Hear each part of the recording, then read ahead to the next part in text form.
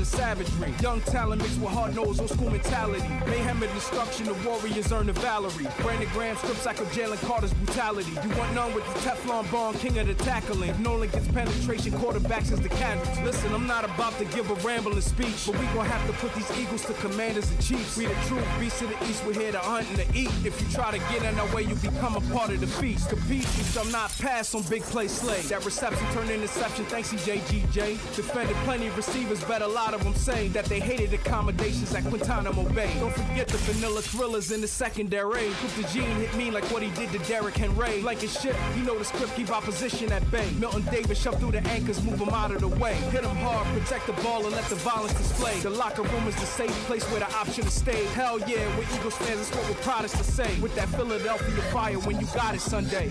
One more step, Saquon take him to ground and pound town. One more yard, Jalen make him reset the downs now. One more throw to Devonta Grant or A.J. Brown. One more win and we taking away the game's crown. One more sack, Sweaty give him a taste of cold ground. One more hit, Brandon take it away, it's ours now. One more pick, CJ breaking and being zone bound. One more win and we get the parade in our town. Yeah. Let's go Birds. Really stand up, you got this. So that's what y'all want to see, huh? We got some unfinished business to handle. You already know how we want it. You already know how we want it. We're going to enjoy this. This is special. We've done a lot of specials like we talked about. But one more step, right? One more step. Playoff football, baby! Yeah. Guys dream about this! Yeah. We don't choose the schedule, we don't choose the time, the place, we don't choose the opponent. Hey yo, it's Super Bowl and bust. I do. Either you with us or you not. From the first snap to the last 205, stand up. Talk about Philly. and make him remember your name. Let's go. We know you haters never thought that you would see us in another one. We about to go the distance like Jalen pitching and Saquon runs. Heavy, we already down setting, let your defense come. And they gon' hit a brick wall and crumble into pieces, cause war in the trenches by strength and inches, you getting none. Tell them about that O-line boss, piece to the Eagles front. Nothing can save you when you subject to an Eagles hunt. Got it over the middle, getting just what the people want. First down and move the chains, hurt the Brown through the fade. Eagles touch it down, cut to the crowd, going too insane. The pride and passion, how we feel about this Eagles team. And you can say whatever, if you doubt us, use a brazen lane. Nobody like us, we don't care, and that's the crazy thing. Love makes the grass grow, we live and die by this crazy game. You lose when Kenny gains, well covered Devonta claims. 50-50 ball, he gon' take it and all you get is frame. Posterized, you guys, Saquon juking is speeding through. Reverse hurdle, Quadzilla hurt him for yards, they feelings too. Jake already know at some point we gonna be needing you. Things happen, let's move forward, we still believe in you. Kellen, we gotta kill him, show him how high the Eagles flew. Sirianni keeping them focused, that's what great leaders do. The city wants y'all to win because you deserve and need it too. Hella high water, go Birds and go make your dreams come true. One more step, Saquon take him to ground and pound town. One more yard, Jalen make him reset the downs now. One more throw to Devonta Grant or A.J. Brown. One more win and we taking away the game's crown. One more sack, Sweaty give him a taste of cold ground. One more hit, Brandon take it away, it's ours now. One more pick, CJ breaking and being zone bound. One more win and we get the parade in our town. They say the defense wins championships, that's what the chatter be. Well, the Eagles got one hell of a unit equipped for battling. Vic Fangio is the mastermind of the savagery. Young talent mixed with hard-nosed old school mentality. Mayhem and destruction, the warriors earn the Valerie. Brandon Graham strips like of Jalen Carter's brutality. You want none with the Teflon Bond, king of the tackling. If Nolan gets penetration, quarterbacks as the casualties. Listen, I'm not about to give a rambling speech, but we gon' have to put these Eagles to commanders and chiefs. We the true beasts of the east, we're here to hunt and to eat. If you try to get in our way, you become a part of the feast. Compete, you shall not pass on big play slay. That reception turned interception, thanks CJGJ. Defended plenty of receivers, bet a lot of them say that they hated accommodations at Guantanamo Bay. Don't forget the vanilla thrillers in the secondary. Put the gene hit me like what he did to Derrick Henry. Like his shit, you know the script, keep opposition at bay. Milton Davis shove through the anchors, move them out of the way. Hit them hard, protect the ball and let the violence display. The locker room is the safe place where the option is stay. Hell yeah, we're Eagles fans, that's what we're proudest to say. With that Philadelphia fire when you got it Sunday. One more step, Saquon take him to ground and pound town. One more yard, Jalen make him reset the downs now. One more throw to Devonta Grant or A.J. Brown. One more win and we taking away the game's crown. One more sack, Sweaty give him a taste of cold ground. One more hit, Brandon take it away, it's ours now. One more pick, CJ breaking and being zone bound. One more win and we get the parade in our town. Yeah. Let's go Birds. Really stand up, you got this. So that's what y'all want to see, huh? We got some unfinished business to handle. You already know how we want it. You already know how we want it. We're going to enjoy this. This is special. We've done a lot of specials like we talked about. But one more step, right? One more step. Playoff football, baby. Yeah. Guys dream about this. Yeah. We don't choose the schedule. We don't choose the time, the place. We don't choose the opponent. Hey yo, it's Super Bowl or bust. I do. Either you with us or you not. From the first snap to the 205, last stand up. Talk out. Philly. And make him remember your name.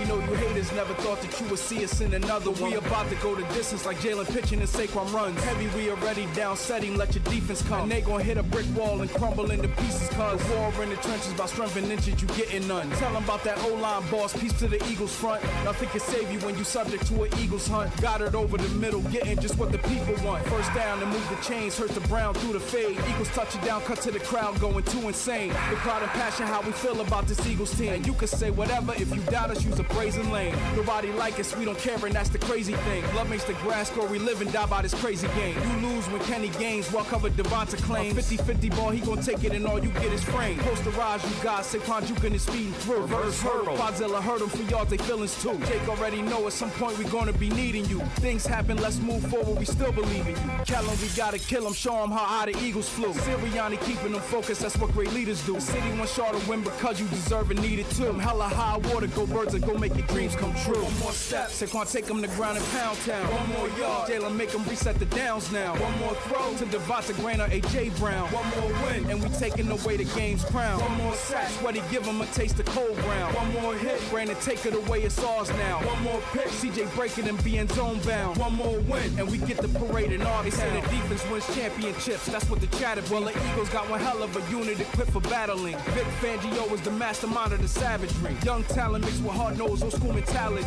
Mayhem and destruction, the Warriors earn the Valerie. Brandon Graham strips like of Jalen Carter's brutality. You want none with the Teflon Bond, king of the tackling. If Nolan gets penetration, quarterbacks is the casualty. Listen, I'm not about to give a rambling speech, but we gon' have to put these Eagles to commanders and chiefs. We the true beasts of the East, we're here to hunt and to eat. If you try to get in our way, you become a part of the feast. Compete, you shall not pass on big play slay. That reception turned interception, thanks CJGJ. Defended plenty of receivers, bet a lot of them say that they hated accommodations at Guantanamo Bay. Don't forget the vanilla thrillers in the secondary. Put the Gene hit me like what he did to Derrick Henry. Like his shit, you know the script, keep opposition at bay. Milton Davis shove through the anchors, move him out of the way. Hit him hard, protect the ball and let the violence display. The locker room is the safe place where the option to stay. Hell yeah, we're Eagles fans, that's what we're proudest to say. With that Philadelphia fire when you got it Sunday.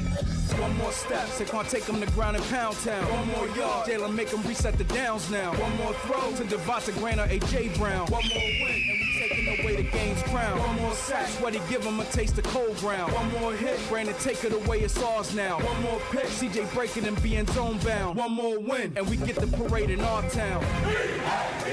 Yeah. Let's go Birds. Really stand up, you got this. So that's what y'all want to see, huh? We got some unfinished business to handle. You already know how we want it. You already know how we want it. We're going to enjoy this. This is special. We've done a lot of specials like we talked about. But one more step, right? One more step. Playoff football, baby. Yeah. Guys dream about this. Yeah. We don't choose the schedule. We don't choose the time, the place. We don't choose the opponent. Hey yo, it's Super Bowl or bust. I do. Either you with us or you not. From the first snap to the 205, last stand up. Talk out. Philly. And make him remember your name.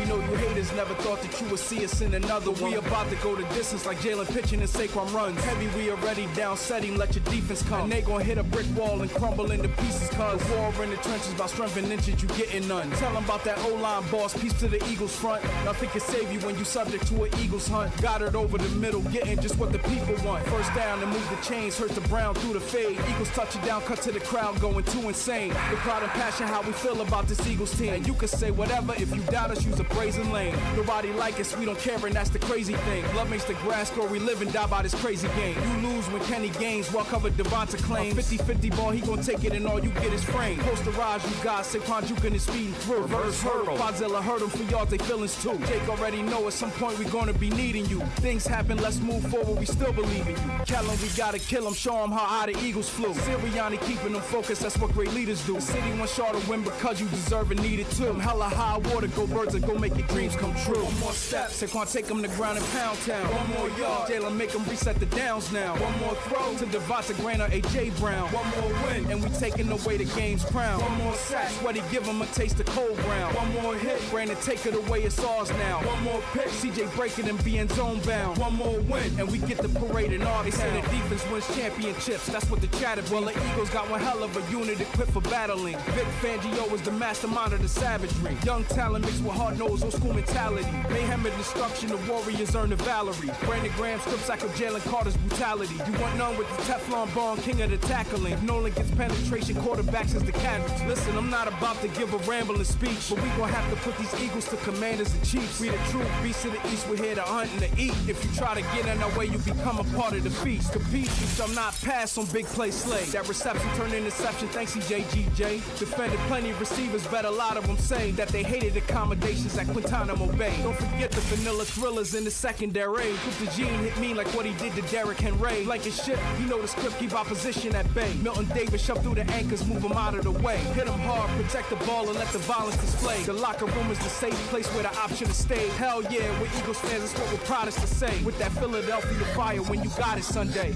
One more step, Saquon take him to ground and pound town. One more yard. And we're live. What's up, everybody? And it's probably nobody because we didn't make a post earlier and we weren't even sure if we were going to have this show. But welcome to the Quarterback Factory Show. Blanco, I sure as shit hope you're recording. I am recording.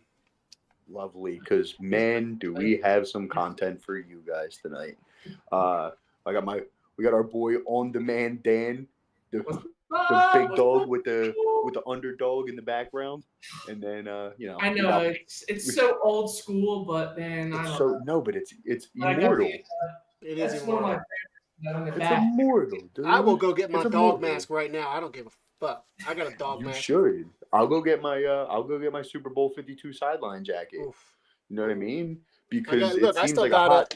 I need to get a. I still got. As you should. Got my Super Bowl 52. I got to get a 59 ring now. Listen, it just goes to show that 99% of Cowboys fans have character flaws because we're already past Super Bowl 52 and they're still hanging on the fucking trophies from, the Clinton, I know, right? Clinton administration. Dan was all like, "Oh, I feel ashamed for having my underdog on the wall." Like, you should not feel ashamed about that, Dan. No. Also, I think we're getting to the point where the Cowboys Super Bowls from the 70s are going to start being in the same category as the Eagles championships from 1960 and 49. Because, we're getting to the point where, it's what they were saying to us back in the 2000s, their titles are getting just as fucking old. So, they barely... Another 20 years or less, it'll be a 50-year slump for them, right? Yep. And I mean, obviously, Jarrah has a deal with the devil, so he's got some type of deal with the devil. And so when he goes, it's going to be his son taking over. So I ain't worried about that at all. I'm happy. Me either. Me either, dude. Me either. So, boys, it's another week of being. Hey, Super Pup Bowl says champs. hi, ladies. Hello, Pup. Hey, Pup. Hey, Hello, Pup. Super Bowl champion, fan of QBFS. Super Bowl champ. Pup is fucking Nostradamus. We're all Super Bowl champs. Yeah, Pup has had those predictions, man. I know. Yeah, didn't he predict a 2-score win in the Washington and the Chiefs game? Yeah. He's good, man. We only can't Nostradamus. He's aces, man. It's from hanging out in South Philly around all the bookies growing up. That's why. He knows. He fucking knows. He probably knew Gritty personally before Gritty was famous, before everyone knew Gritty. You know, Blanco, I'm starting to underneath the think bridge that of you're 95. gritty. I'm starting to think that you're gritty. Could do that. I mean, Dan, have you ever seen Gritty and Blanco in the same room? No, can't say I have. Don't ask, don't I tell. haven't. Red beard, likes to get rowdy. Definitely related at least. Good point. Yeah. Point. Maybe like fourth cousins or something. There's definitely a branch on the family tree that would connect you and Gritty. There's probably some I incest there do. too, and that's all right. Let's book it, yeah, but only on Gritty's side. That's where you branch off. Hey, You're too smart to be an incest baby. Yeah, you know what? Sometimes you hit the lottery, I guess. That is true. That is true. That is Yeah, true. I think they make like pretty good money too. Who? Incest babies? They make like over 6 figures. Ooh, I think. Pupstradamus is hitting us with something right now. He says, "I'm calling it now. Eagles win Super Bowl next year. Super Bowl LX, baby." Whoa. Ooh, that's That's bold big. prediction, That's Compton. That's big. I mean, we're like 340 days out from it, so Yeah, I mean, I I'm here feel it. for it. I feel it. Yeah, we I'm here have for it. we have some talking points that we're going to talk about. Sean is driving the talking points on his show, and I copied them down in my own notes, and I have some bullet points for each of your bullet points. So we're gonna have some good talking today. So we're gonna Oh my Sean's goodness. gonna cook. Sean's gonna cook, and I'm gonna be like Salt Bay on what Sean's cooking. Like, I think, yeah, Blanco is my sous chef for the day. yeah, that's right. I'm This ain't coming the in. bear. I'm coming in. Yes, chef. Yes, chef. Stop saying that directed towards me. I might get hard.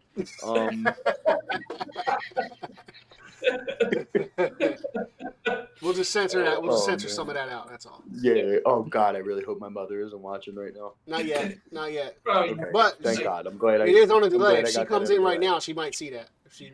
No. Let's pretend that part never happened. So I mean, guys, I think the logical place to start with is the news of our new just offensive censor that. coordinator, We'll censor Evan that out. Patullo. Yeah. Yeah. Oh God, I really hope we've had our own discussions about it, throughout the week. There's definitely some good and some bad to it. Keeping him in-house, it means keeping a lot of the messaging the same for All right, you Hurts keep and talking. the style of the offense and all that. Obviously, we've seen the negatives in, with Brian Johnson's promotion, and then with the why can't I think of his name right now? Dan, please help me. Who was the guy? Doug Peterson's boy. Was the OC when the offense got really stale. Why can't I think of Press Taylor? Press Taylor. There you go. The Brian Johnson and Press Taylor experiments didn't work out. So Dawkins I came know down. I that, gotta let Dawkins out. He came down and wants to go out. So he's gonna be right back. Shut up, you got it, Dawkins. dude. Shut the fuck Yeah, up, Dawkins. Dawkins, Show hold yourself. Get Dawkins. a better bladder. Dawkins. He doesn't want. Weapon X. There's my buddy. There he is. Hey, Dawkins. There he is. Hey, Dawkins. There he is. Dawkins. Dawkins, where's Java? Pickles. Where's Java? Where's Java? Oh, he heard me. He's Oh, like, years. where's my girl? Hey, Dawkins. Hey, buddy. Oh, look. He's like, oh, where you at? You gonna pet my butt? Dude, he loves butt rubs. He loves All butt right, rubs. he's probably gonna go out. So That's my we'll let boy. him out. You're good, man. Oh, he's a good man. He's a good man. We love a Dawkins appearance. Oh yeah, he'll But, fucking bite the shit out of you if you try to hug Britt. If you try to you're like, hey, what's up, Britt?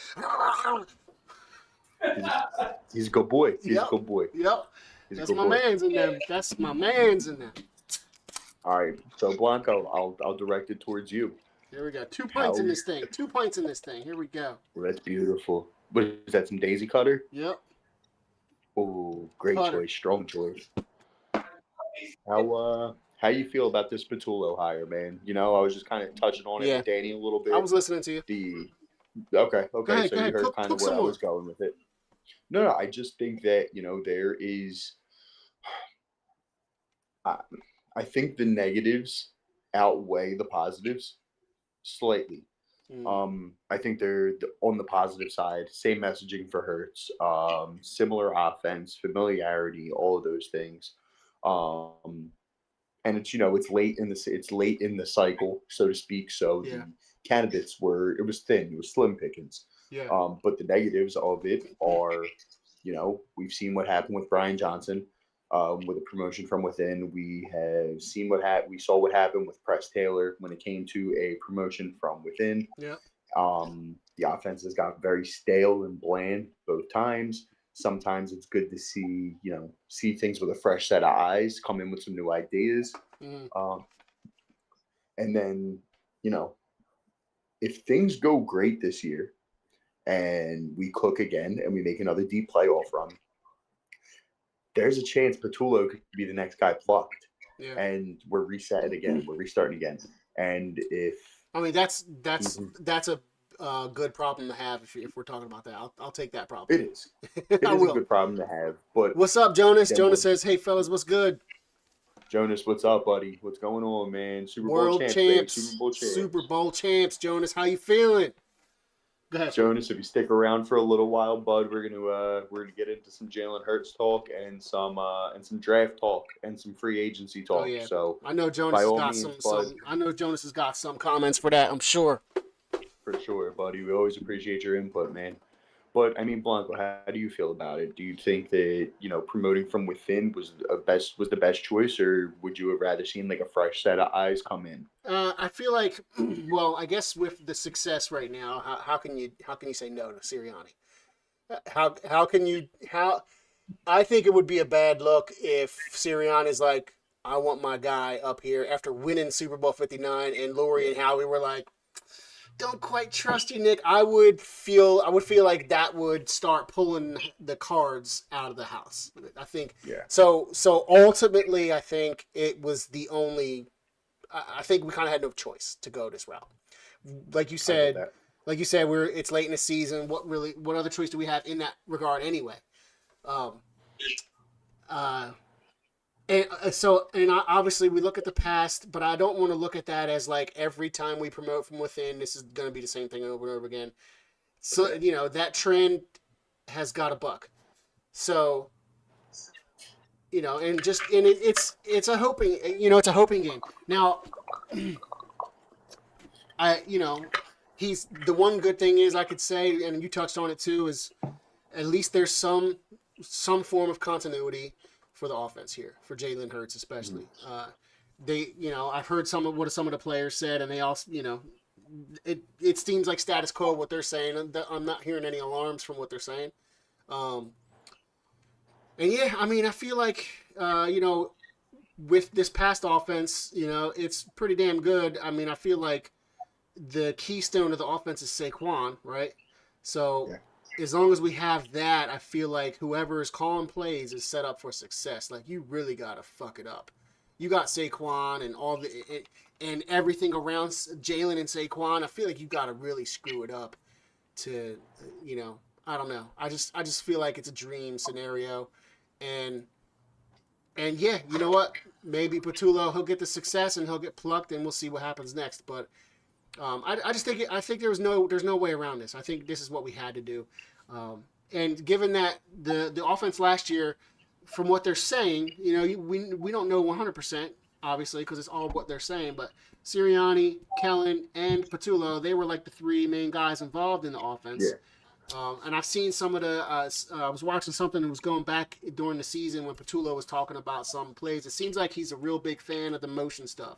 So it sounds like the motion stuff is going to be sticking around, hopefully. Which I hope it does, because it adds a lot to the offense, and I think at the line of scrimmage. Yeah. Because, that obvious motion and misdirection helps when it comes to creating space for players and scheming guys open, but it also helps a quarterback and an offensive line in identifying a little bit about what a defense is doing. You have the right motion going on, you can already narrow it down to if this is man coverage or zone coverage, depending on who follows. So I think that keeping some of the motion, keeping some of the creativity, and with such a strong running game, having some of that motion and misdirection like pre-snap opens up things for Saquon, opens up things for Jalen Hurts, opens up things for in the screen game, and I would hate to see us go backwards in those regards. Yeah, So 100%. 100%. now, Yeah, I hope that same thing. I do imagine that the season might start. We're getting ahead of ourselves, but I do imagine that the season may, especially if the preseason is approached the same way as it was last year, where like basically the preseason is the first few games of the season, right? I imagine we might see another one of those like figuring things out type deals. Maybe not quite as extreme as it was last year, but I do think there's a possibility. Britt has joined. Britt, you just missed the star of the show, Dawkins. He was on camera. He's not on camera. He's probably upstairs with you now. Jonas says, I'm doing good. If we get rid of Kenny Gainwell, I want running back Trayvon Henderson out of Ohio State. Of course, he has prospects already. He's a third-round draft pick. Now, I love that. Don't want to get into that just yet. Sean's about to start cooking. I can see it in the back of his eyes. See that glisten. Jonas, I promise we will. Yeah, we're getting into that. Jonas, we're talking about Patullo. Tell us how you're feeling about the Patullo hire, about the Patullo not promotion. hire, the promotion. That's the word I'm looking for. Promotion. But yeah, that's what we're talking about now. Yeah. Dan, did you have something to say? I think Dawkins interrupted you. It was you when you were going to say something about how you feel about the Patullo hire. Promotion. I listen to you guys out there on the Patullo hire. I guess I don't know. I don't know what it's about. It's early. It was too early. They did it quick, and I don't know. I felt like they could have interviewed a lot more people, just to get a little sense of the league. But I don't know. Yeah, I think it was definitely a show of like confidence. Laurie and Howie's show of confidence into Sirianni, and hopefully that show of confidence, pays off in the way it should pay off, like team togetherness, tough together and detailed. That's Sirianni's mottos this past season. I imagine that will stick because that is literally, I want to get that, those 90s motivational posters. It's got like a sailboat or something, and it's like success. If I want to get that tough together in details and like have like a fucking just a sailboat or some shit with some dolphins in the background. It doesn't feel like the Doug Peterson era where it's like, I want these people. Mm-hmm. It doesn't feel like that. Yeah. He's like, I think somebody else made that decision and not Nick Sirianni. I don't know. Hey, they're Super Bowl champs, man. Yep. They can. Yeah, Jonas says the same thing you did, Dan. He said he wished they. And you just bring it back, man. And there's some stuff that's just been, I know. Run it back and they could do no wrong. But man, they're saying the wrong things about everything. Like, it's kind of getting to the point where it's like, why are you saying stuff about this when you need to critique that quarterback? Like, they're critiquing Mahomes. This is where my point's coming in. Oh, Mahomes did this wrong, but not what Jalen did. I hear handy dandy. He was the best. It's like, everything's on Mahomes. Oh, he's going to come back and do a three-peat after this. Like, what the he fucking cut his hair.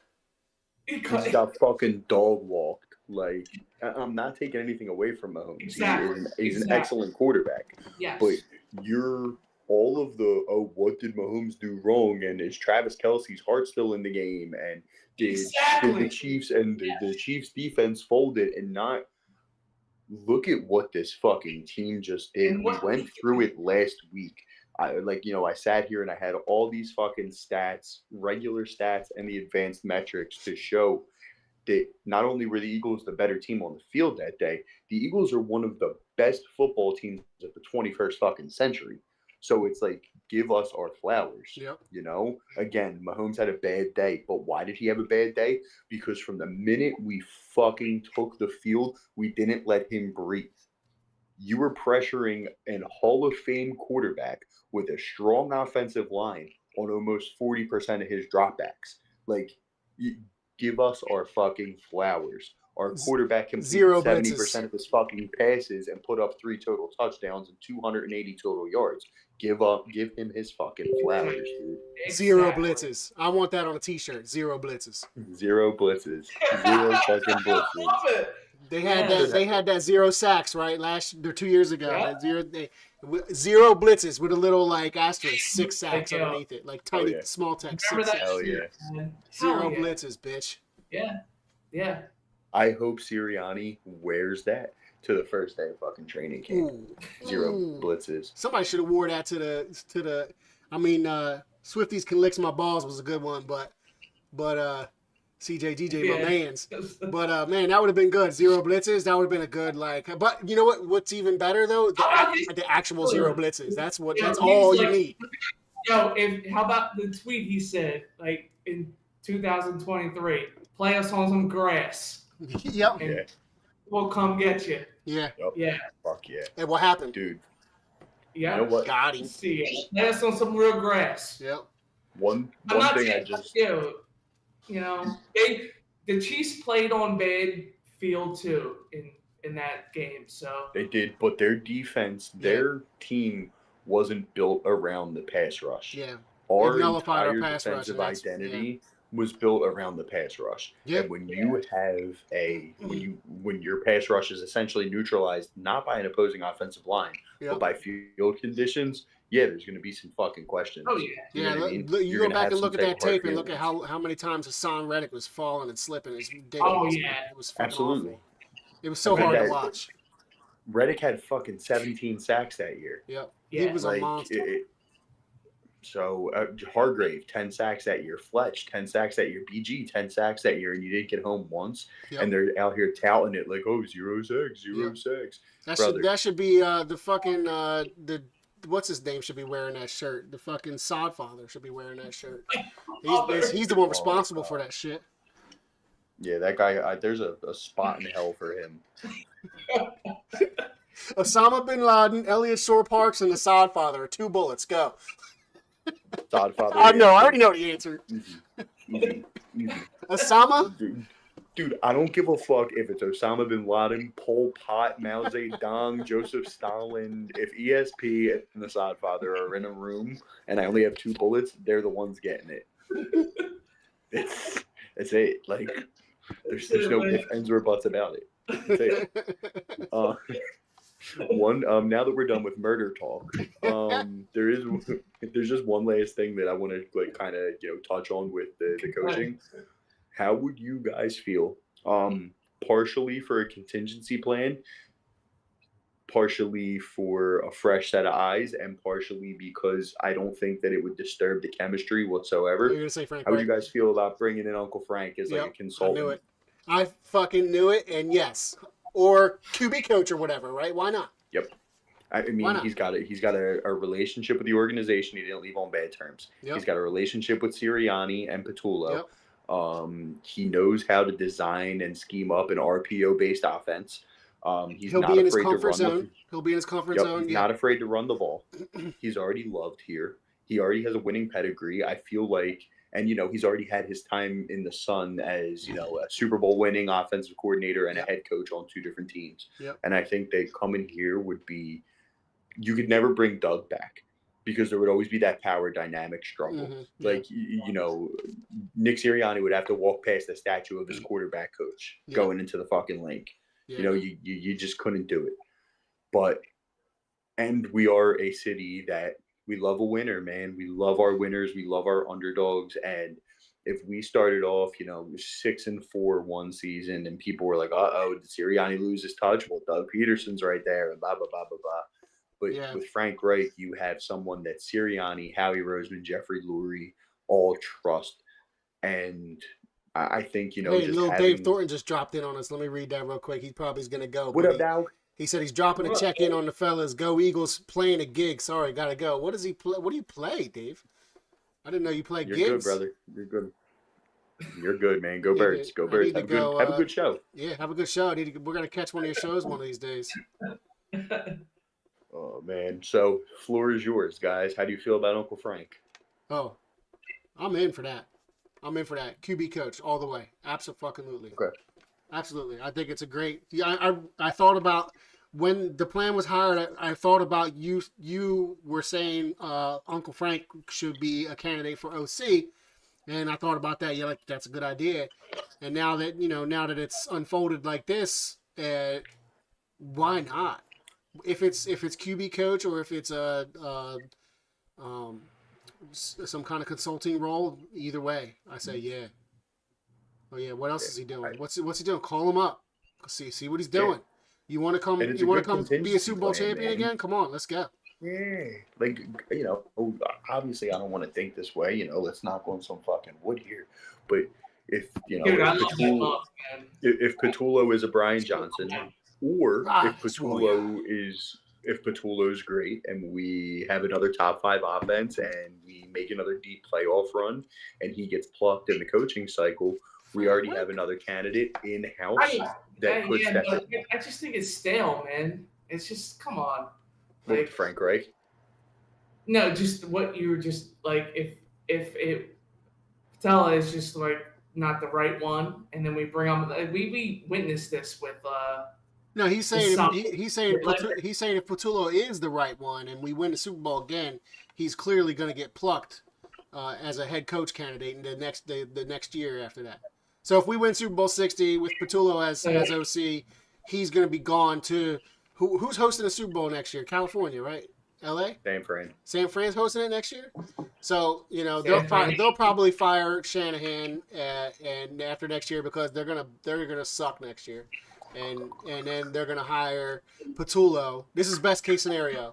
They're going to hire Patullo because he's going to win a Super Bowl as an OC in their house. And they're going to witness it. And they're going to be like, all right, we're just going to have to hire him because that's what teams do when the Eagles win the Super Bowl in their house. They hire their OC as a head coach. Fucking pricks. Anyway, sorry, I was a little bitter there. I would love to see San Francisco suck next year, too. Fuck them. They fucking suck. I hate them. You know what? I just thought about that. We played the Super Bowl in Arizona, and Jonathan Gannon got hired by the Cardinals, and then we played the Super Bowl in New Orleans, and fucking Kellen Moore got. Dude, So Patullo's going to be the coach of the 49ers next year. Ask Alexa, Dan. Ask Alexa who's going to be the coach of the 49ers. I bet she says Patullo. Next year, no, the year next year. It's too early. No, she too early. They don't have the stopped script answering us. Yeah. Like she. Yeah, stop. Man. She's like, stop giving away free money. She's like, I can't talk to you guys no more. After you guys. Bezos said it's swaying the bets too much. She told me like some in close stuff. Like I was like, and Blanco knows. That's why he said that. Like Alexa literally told us when it shouldn't have been winners yet. Yeah. So, dude, yeah, Alexa knows all. Alexa knows all. now she's like, well, I don't know yet. Sorry. You got me in trouble with my dad, Bezos. Dan, I can't talk to you again. Alexa, you're a fucking bitch. Shh. Don't say that. I was like, Alexa, do my dishes now. Alexa is listening in Dan's house, not mine. Alexa, go fuck yourself. Fuck your life. Google's just in the background like, hell yeah. Hell yeah, dog. Fuck that bitch. No, she literally told me what was it? It was the Chiefs, and she And the told Niners. me Chiefs and the Niners that year, yeah. yeah. That was the year before. That was the year after. That was last year. That was last year, right? He told us too. It was the Super Bowl, and I think it was like NHL or something. Another one. She was like, "Yeah, So this great. is my favorite team. They're gonna win by this much." Oh yeah. Maybe there was like an algorithm or something. But she did give us a score too. Jonas agrees with Frank Reich as QB coach. He wants to bring him back as QB coach. Yeah, I think we're all on the same page with that. I think it'd be a good idea, Jonas. I will take that. I will take. Yep. Take And listen, the whole thing is about chemistry, and having somebody that's already comfortable with the front office and the coaching staff. That's just going to add to the cohesion and the chemistry. Yeah. And from what I've seen and heard, I think Doug and Jalen are pretty tight, like Doug Peterson and Jalen. And I think that having a Doug Peterson disciple on the roster and on the coaching staff is only going to add to Jalen's comfort. Yeah. So, I think with all that said, we got to talk about the impending free agents, man. I think we're all in agreement that Zach Bond needs to be priority numero uno. Yeah. But who's your second priority free agent? Like of our free agents, I think Williams is going to be let go. I think so too. Too much money. Yeah. I mean, you got to look at it. You got to look at it. Who is gonna work with Howie versus go chase that paycheck. Yeah. Williams and Sweat are probably gonna go chase the paycheck, right? Even with the cat, it's not even about chasing the check. Becton is definitely staying because Becton has already come out and vocally said like he's probably most likely gonna be team friendly ish. He's gonna get paid obviously, but he's gonna work with Howie. Howie's gonna do his thing. He's probably gonna get plenty of signing bonuses and all that shit. How Howie typically does it, and how Lurie gets that money to them.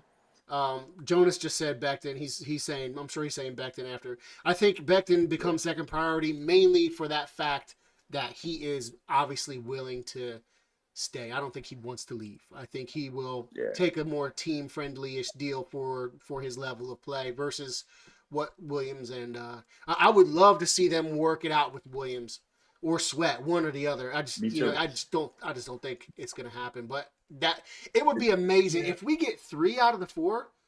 Wow, that would be like, wow, you're a magician, Howie. That would be dude, seriously. You also got to remember, like, it's not a guy we think of when you talk about like the free agents, but we really don't have any depth at inside linebacker. And I think that with Nakobe's injury with Nakobe's injury, you're in a position where besides Bond, I think in order of Jonas is getting ahead of us right now, but I'll read Jonas's comment later. But he's on to he's on to our next your next bullet point pretty much. Oren Burks, you got to bring him back. It's going to be cheap. So I think that having him there as a security blanket is important because Nakobe. I didn't even think about him. But yeah, he is definitely. He's gonna be a free agent next year. He's a free agent. He was a 1-year guy. Oren Burks is a free agent. Yep. Yeah. That is. I feel like that's got to be a no-brainer. He's definitely got to be brought back because, I mean, I feel like everybody expected Baby Trot to step in. But Oren Burks didn't let Baby Trot step in. And that is not a slight to Baby Trot at all because we all know Baby Trot has got it. Oren Burks, he fucking played his ass off.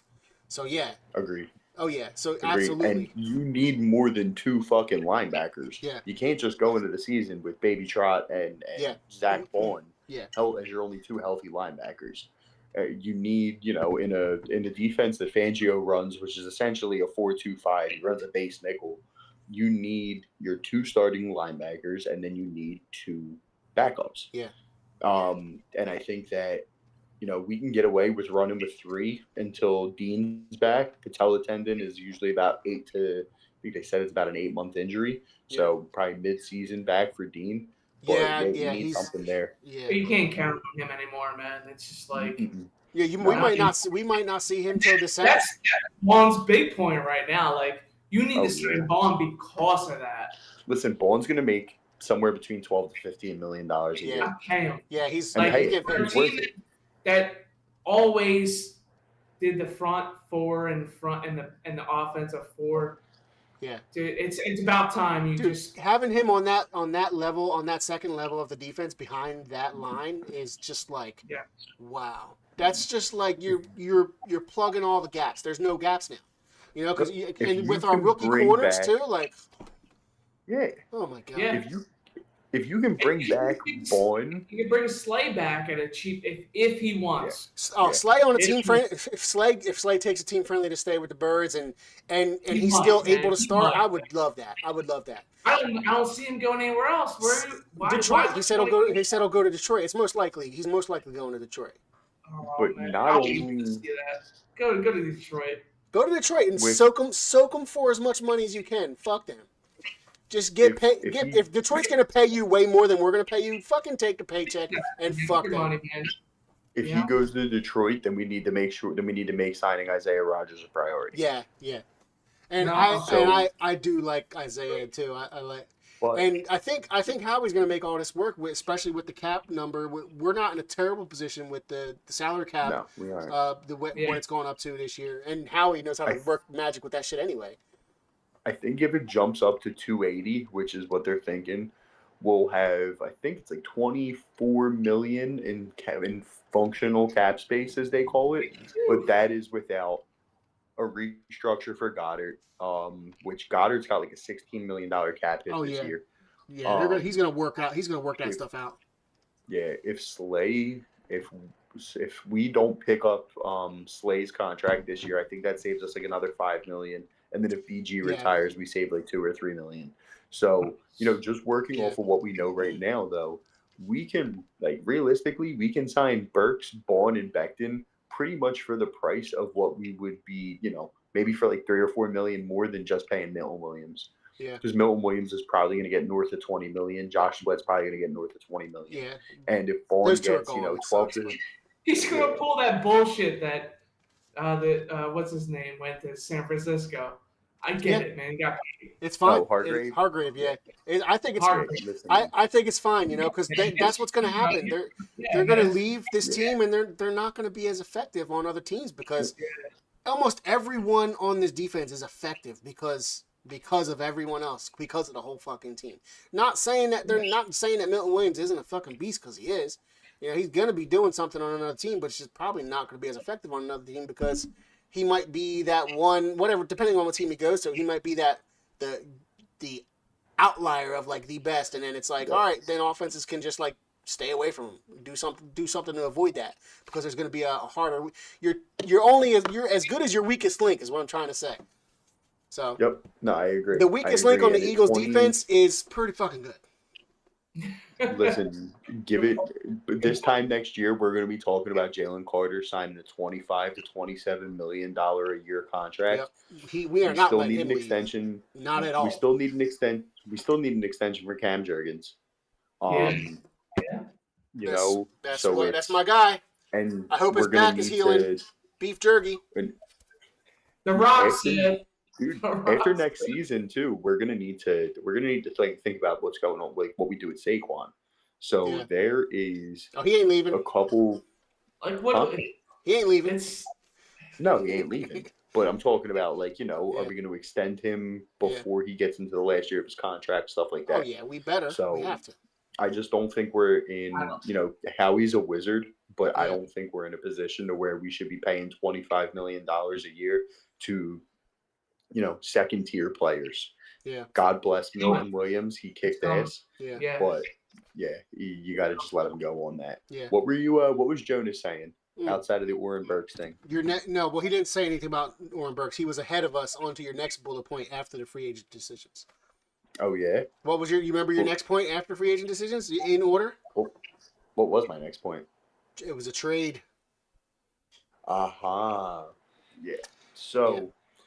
That, which I think is a good segue after our free agent decisions. All right, look, we keep who we keep. We don't need to sign any big. There's no free agent signings we need to do. I think we need to do our best to keep what we can that's already here, and then what? All right. There is a pretty big fish out there that. Has made some pretty big fucking comments about wanting to come to Philly. Is there new comments? I haven't really been keeping my ear to it this past week. Well, supposedly, I have found no less than 3 comments over the course of the last year from Myles Garrett applauding the Philadelphia Eagles fans and franchise, saying that the city of Philadelphia is definitely somewhere he would want to play. And praising the fuck out of Lane Johnson, Jordan Mailata, Jalen Hurts. It's definitely, and the guy wants to play for a winner. He just turned 29, so he's got 3 to 4 years of just dominant fucking prime left. Yeah. And dude, if we can pull a swing for Myles Garrett, now there is a contingency with it though. There's two things. One, we have to get off Bryce Huff's deal to be able to afford him. Yeah. Some way, right? That is a big fucking. That's a big wrench in these plans. Is getting off of Bryce Huff's deal to be able to fit it all under the cap the right way, all nice and neat. Because you remember, you got to leave anywhere between I think it's like $6 to $8 million for your draft class. That money's already allocated for it. So, well, that's like what I meant earlier when I said functional cap space. Yeah. But if we can do it, you have to fucking pull the trigger. Yeah. That's just my opinion. And yeah. Why not? Right. Why the fuck not? I mean, this is your window. Windows don't last forever in the NFL. But with this core that we have, imagine a world where fucking Myles Garrett, Jalen Carter, and Nolan Smith are all lined up on the same line. You could run with a fucking 3-man rush and drop 8 in the coverage on every goddamn play. Wow. And still have 50 sacks for a season. I will pay pay-per-view to watch every Sunday if they do that shit. Absolutely. I will pay it. What's pay-per-view cost nowadays? Like fucking $60, $70? I don't know. All you need to do is have a Netflix streaming membership now. They just stream it on Netflix and it'll break the internet or something. But yeah, dude, I have one thing to say today. I have obviously after that about like you said, it's good to know that like obviously the Bryce Huff thing. It seems like it almost makes it seem like it's probably not going to happen because of the Bryce Huff thing. But then you think about Howie, it's like, well, Howie could make it happen. But there's also another thing about Bryce Huff is Howie has an ego. You know his fucking ego is probably at an all-time high right now. And the Bryce Huff decision is a Howie decision. I was reading the interview about him and how he was basically saying, basically, they would be looking at Huff.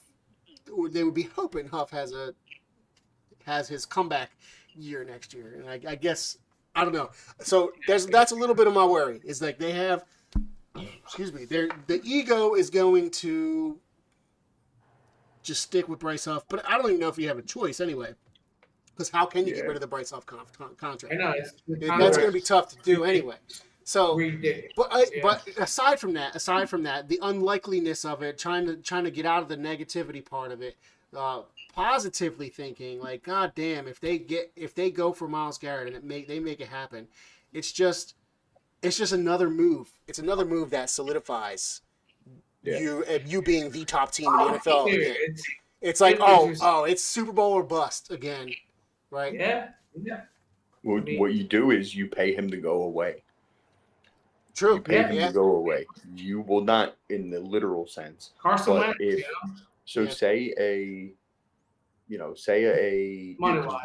We took less value back in that Wentz deal just to get rid of the contract. Exactly. So when you think about it on a flip side, say the price for Myles Garrett, a lot of people are saying that, you're talking about a first and multiple day 2 picks for Myles Garrett. That's what I'm seeing at least. Huh? For this draft or future draft? It doesn't have to be this draft in particular, but, just a first round pick and multiple day 2 picks. You offer them 2 first rounders, a third, and a third for Myles Garrett, but they have to take Bryce Huff, those 2 first rounders for Myles Garrett. And then we're giving you a third to take Bryce Huff's contract back. The Browns aren't going anywhere anytime soon. If Bryce Huff is a bright spot for them, great. And if he's not, by the time they're ready to even come close to contention, he'll be off the books. Yeah. And look, he plays good on shitty teams, so maybe he'll have a better, stat career line there, and then get himself a better contract somewhere else after that. Play his way to or something like that. I don't know. Who's the I forget his name. Who we got from Chicago that we? Oh, Robert Quinn. Yeah. Man. Yep. Yeah. Fucking forgot about that guy. What happened to him? Goodness, man. And now he's like in jail. Is he really? I don't even remember what happened to him. I remember when he got signed and then he like faded into oblivion. Yeah. Now he's like, I guess he. committed some serious crimes.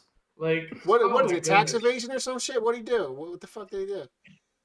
Was he hanging out with Josh Huff and who's the other former Eagle that was in the news recently for some crime? Freddie Mitchell. No, Mitch. no. There was another Fucking former. Freddy. There was a fucking former Eagle in news this like right around playoff time, maybe just before playoff time.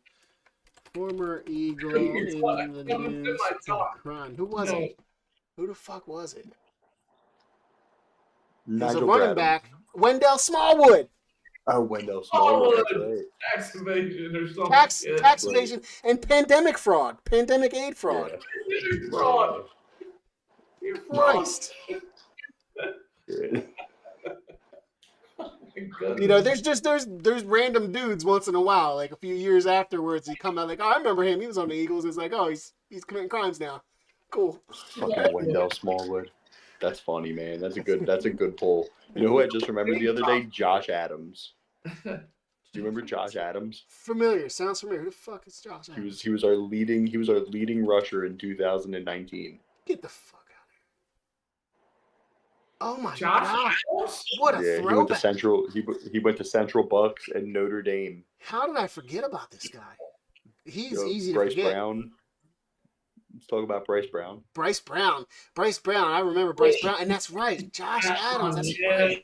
Yeah. Oh my Bryce god. Brown, the Kansas State Comet. Dude, you remember? You know what I Yes. remember vividly? I remember the fucking game versus Chicago, 54-11. Yep.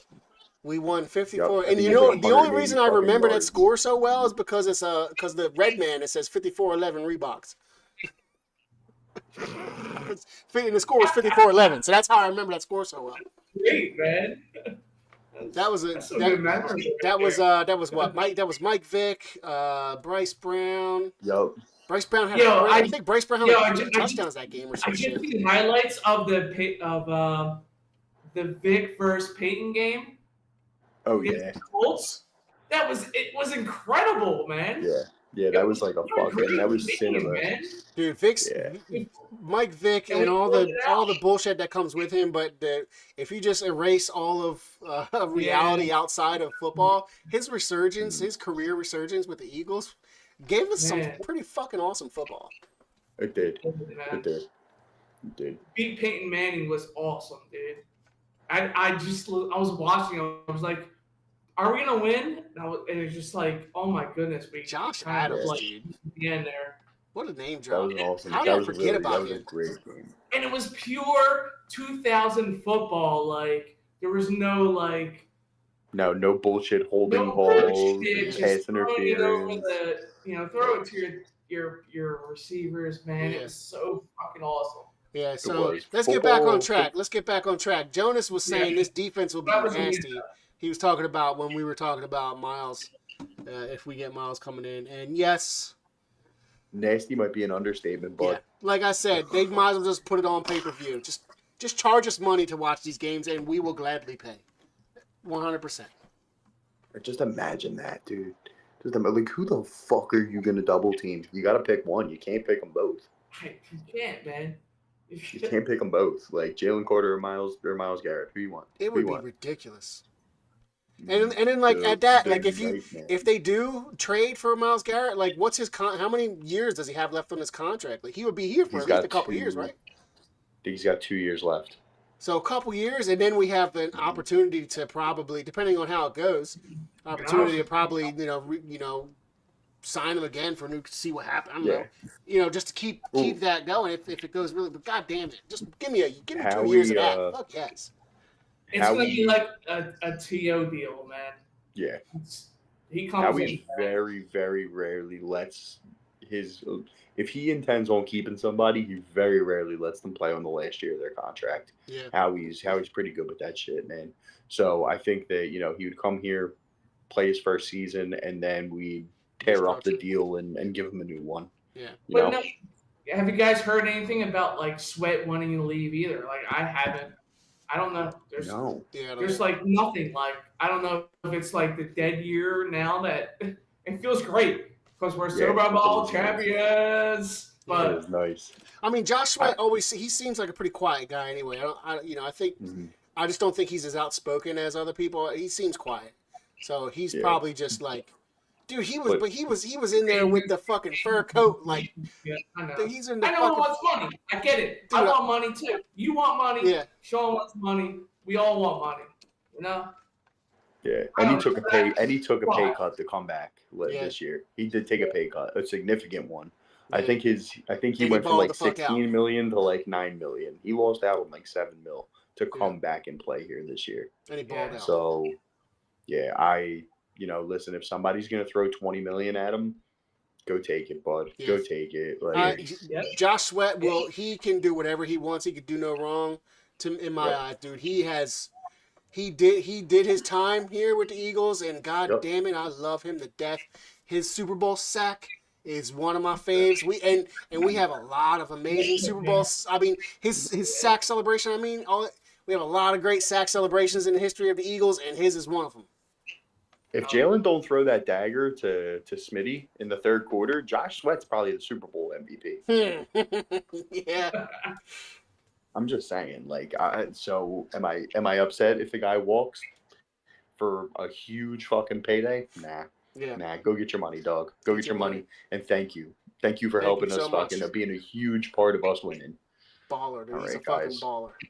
It was just bully ball, man. Yeah, Things it was. came into him. Oh my goodness. I'd like just it feels so good that just the push isn't it? Into it, and man. to win the way we won, I know. is like a fucking soul. We haven't talked. Last Saturday, I think we were on, but it's just like the feeling now is it's still the same feeling. Like we just bullied them, man, and it's great. It hasn't gotten old. Well, hey guys, handy dandy. Get it out. It's time for our favorite segment. Sweet, man. Let's the go. handy dandy notebook. Jonas and Sean's favorite segment. I think since we have Jonas, and I know Jonas is a man who appreciates the draft and the scouting process, I'm going to start with Palumbo's Prospect Corner. Oh man, I need to get a little jingle for this. Palumbo's As you guys- Prospect Corner. As you guys know, the NFL draft combine is upon us. Yes, it is. And with a very young team and a team that we have a fair amount of our guys under contract for the next 2 to 3 years, there isn't a lot of positions. I'm not scouting nearly as broadly as I have been in years past, and I've really narrowed it down to a handful of positions that I'm going to watch heavily. I'm going to obviously always offensive line, Stoutland U, and the defensive line heavily, and running Jonas back. says, yes, I love the draft. He's here. Those are the three positions I'm really, really going to dial in on, just because Wait, say it again. OLDL, and what else? Offensive line, defensive line, and running back, and tight end. Offensive line, defensive line. In order of importance, it's defensive line, offensive line, tight end, and then running back. Those are who I'm narrowing in on. Yeah. So this week, is Shipley going to be our number 2 this year? He should be. I think he's earned it. I mean, the limited playing time he's had, he looked pretty good. Man, the motherfucker really has a Super Bowl touchdown in garbage time, baby. What's up? I would just hang my hat on that for the rest of my career. I'd be like, I got a Super Bowl fucking touchdown in garbage time because we whooped that ass. Really, really good. He's a good special teamer, and he's shown that he can. Yeah, he's a workaholic. I see it. Yeah. Can't pass block worth shit. Yeah. Needs to gain about 10 pounds, but all in all, decent player, and I think we could do way worse as our RB2. Because my nephew is unfortunately going to go somewhere and get paid. You know what? I am low key going to root for him to. Me too. I'm low key going to root for nephew to not become Miles Sanders on whatever next team he goes to. Because hopefully he doesn't go to a team I really hate. But I love him. Yeah. We all. He is the nephew, bro. Kenny G, man, smooth he's jazz. He's the official quarterback Kenny factory G. show nephew. Dude, I miss Kenny G. Hero. Yeah. Dude, and Um, he is, and like, he definitely will be a great RB1 on some other team. I mean, football hero. you What's can't his compare name? him to Saquon, but you can't compare anyone to Saquon. So, Football hero. dude, What's and his he name? playoff Corey Kenny, bro. Clement. Playoff Kenny, bro. Corey He is. Evans. Yep. He went for the money, man. Who? And he went. What? He went to Denver, I think. Corey Clement. Yeah, Corey, he did. yeah, He And did. yeah. he He just went he for the money, man. he had a Hey. great season with us. Great Super Bowl. He's from Glassboro. That's my guy. He's And from then he- from and my he went alma and got mater, his- high school. He went and got his bag, and Yeah. that's okay. And Yeah. that's It's okay. okay. So these two guys in Palumbo's prospect corner this week, and I'm looking Columbus prospect is I'm so bad pronouncing like Polynesian and Pacific Islander names. I'm not great at it. I'm working on it. But one guy I'm looking at is an offensive tackle from Arizona. Ooh. Plays offensive tackle, but we'll get to that in a second. Jonah Savayanea. It sounds this sounds good to Jonah- me. Jonah Savayanea. He is sounds a like he plays 6'4". offensive line. Oh yeah, 6'4", 340-pound Woo! beefy boy. He's Yeah. As I we mean, like, as the kids would we say, got some beefy him- boys, but he's beefy. Him's a thick man, one. beefy. Him's a thick one. Beefy. Yeah. He has played. He's a 3-year starter. He is an offensive. He's played primarily offensive tackle, but he has gator arms. So he's like 99% a candidate to slide into guard. But Stout loves his versatility. Loves the versatility when it comes to his depth guys. And a guy that has 3 years of experience starting as a tackle in college, that is probably going to transition to guard. That's a beautiful thing. That just Stout is salivating over that. You know, If Stout loves it, I love it. That's all I gotta say. If Stout wants it, you got to give it to him. Stout's got to carry a lot of weight in that draft room, especially for if we sure. need When it comes to drafting in the trenches, I bet Stout has some. Yeah, say I think when it they comes need to the start trenches. building that O line too. I agree. You do, and I mean the kid he's already a pretty polished pass blocker. I was looking it up, and he's got like an 82, 83 range of PFF and a pass blocking grade. PFF, I don't trust for a ton of things, but when it comes to their evaluation of offensive line play, since there isn't a lot of like standard metrics to see how they're performing, PFF is pretty good with it. So the kid's in the 82, 83 range as a pass blocker. He's in the mid-70s as a run blocker, but run blocking as a tackle is a lot different than run blocking as a guard. Mm-hmm. And run blocking as a guard is something that he can excel at because he has obviously he's 340 pounds, short arms, but he's strong. He's strong like a fucking bull, man. He's strong like a fucking bull. Come on the block, Exactly. And he's, what I like about him? I think one of our favorite plays of the entire season was the way that Landon Dickerson picked up that stunt and passed it off to my ladder. That is a fucking highlight reel if I've ever seen one for an offensive line. It's poetry, dude. It really is. Have you ever seen an offensive lineman hit the B button and do a spin move like that? I don't think I ever have. That was an incredible with a bum knee at that. With a bum fucking knee. He's that type of guy. Revise my order. I want a Landon Dickerson jersey. Tell him to put it in. Just add it in. Send him a message. They'll decode it. Jonas says, "I love that draft talk, Sean." I got you, brother. We're gonna have it every single week, man. I might be doing some videos too. I got to see how good I can get at cap cut and all that shit. What did you say earlier, Sean, about the NFL season is 12 months long or something? What were you saying? It's the NFL is a 12-month league. It is a 12-month league. The really only dead part of it is like mid-May to late June. That's it, dude. That's it. Because you go right from the postseason to the combine to the draft coming on, to OTAs, and then you have fucking what you'll call it. Especially if you win the Super Bowl, because we really don't have much time between that season. And then you have that downtime. Thursday game too, because we're Super Bowl champs. Yep. You have that downtime, and then what is it? The first week in August, the first Sunday in August is the fucking So the voluntary workouts and the rookie camps and all that shit, they usually wrap up in like June, and then or no, I'm sorry, they usually wrap up in like late May, and then it's really just June, Oh, I hear somebody. July. Hey, there Oh, he is. oh, yo, shit. Oh, look who it is! Friend, I'm alive. I'm you're coming alive.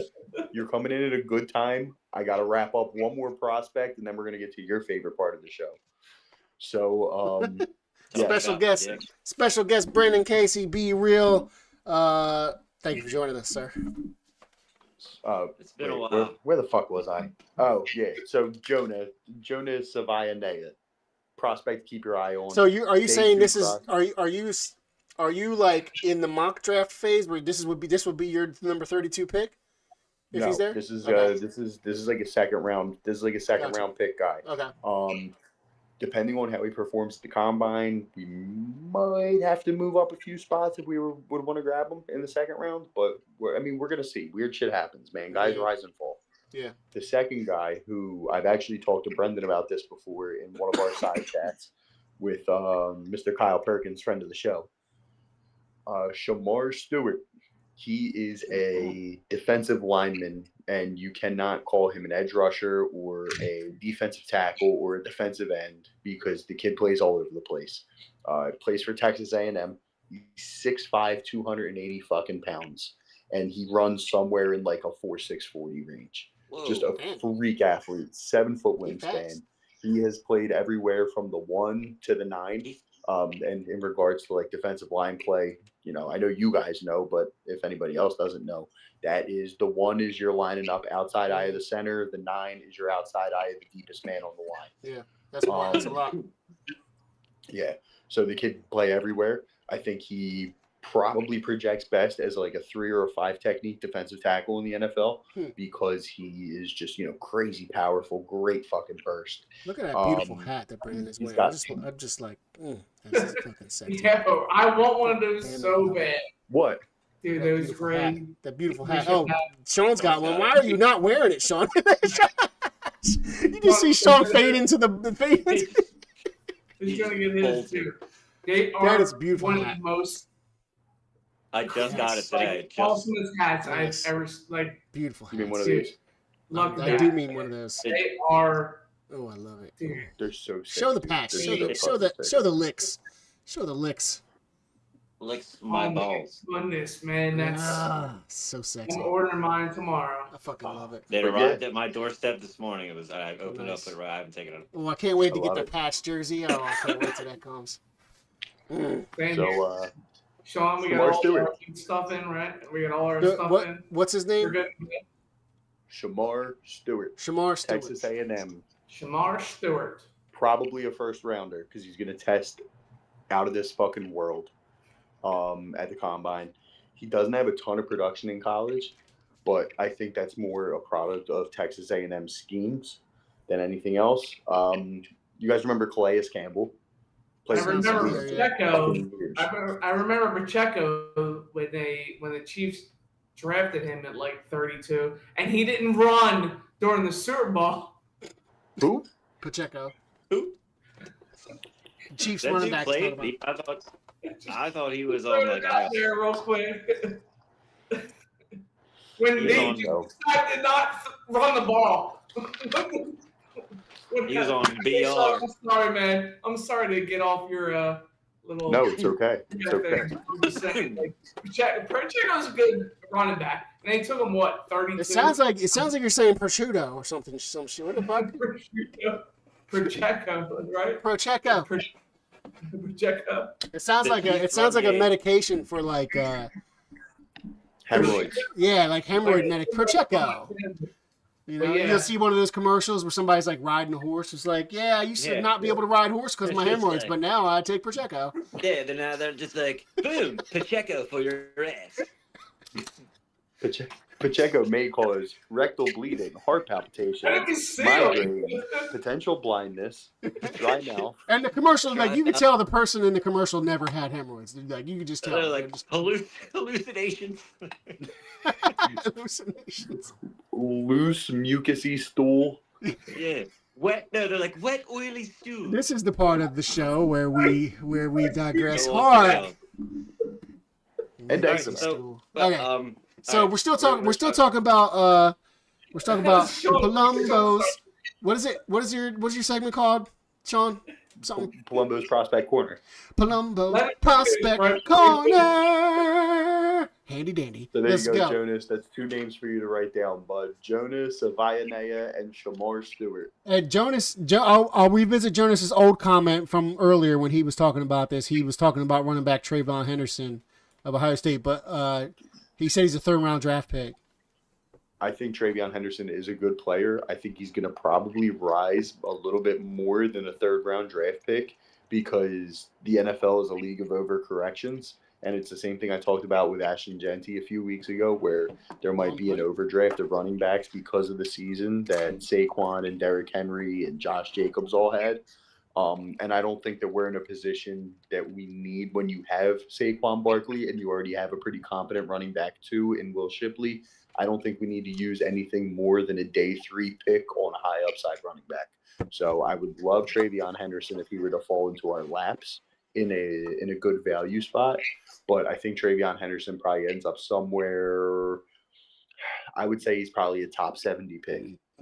So, but hell of a prospect, Jonas. So what's Boston Scott doing these days, man? Does he want to come back as RB3? Come on.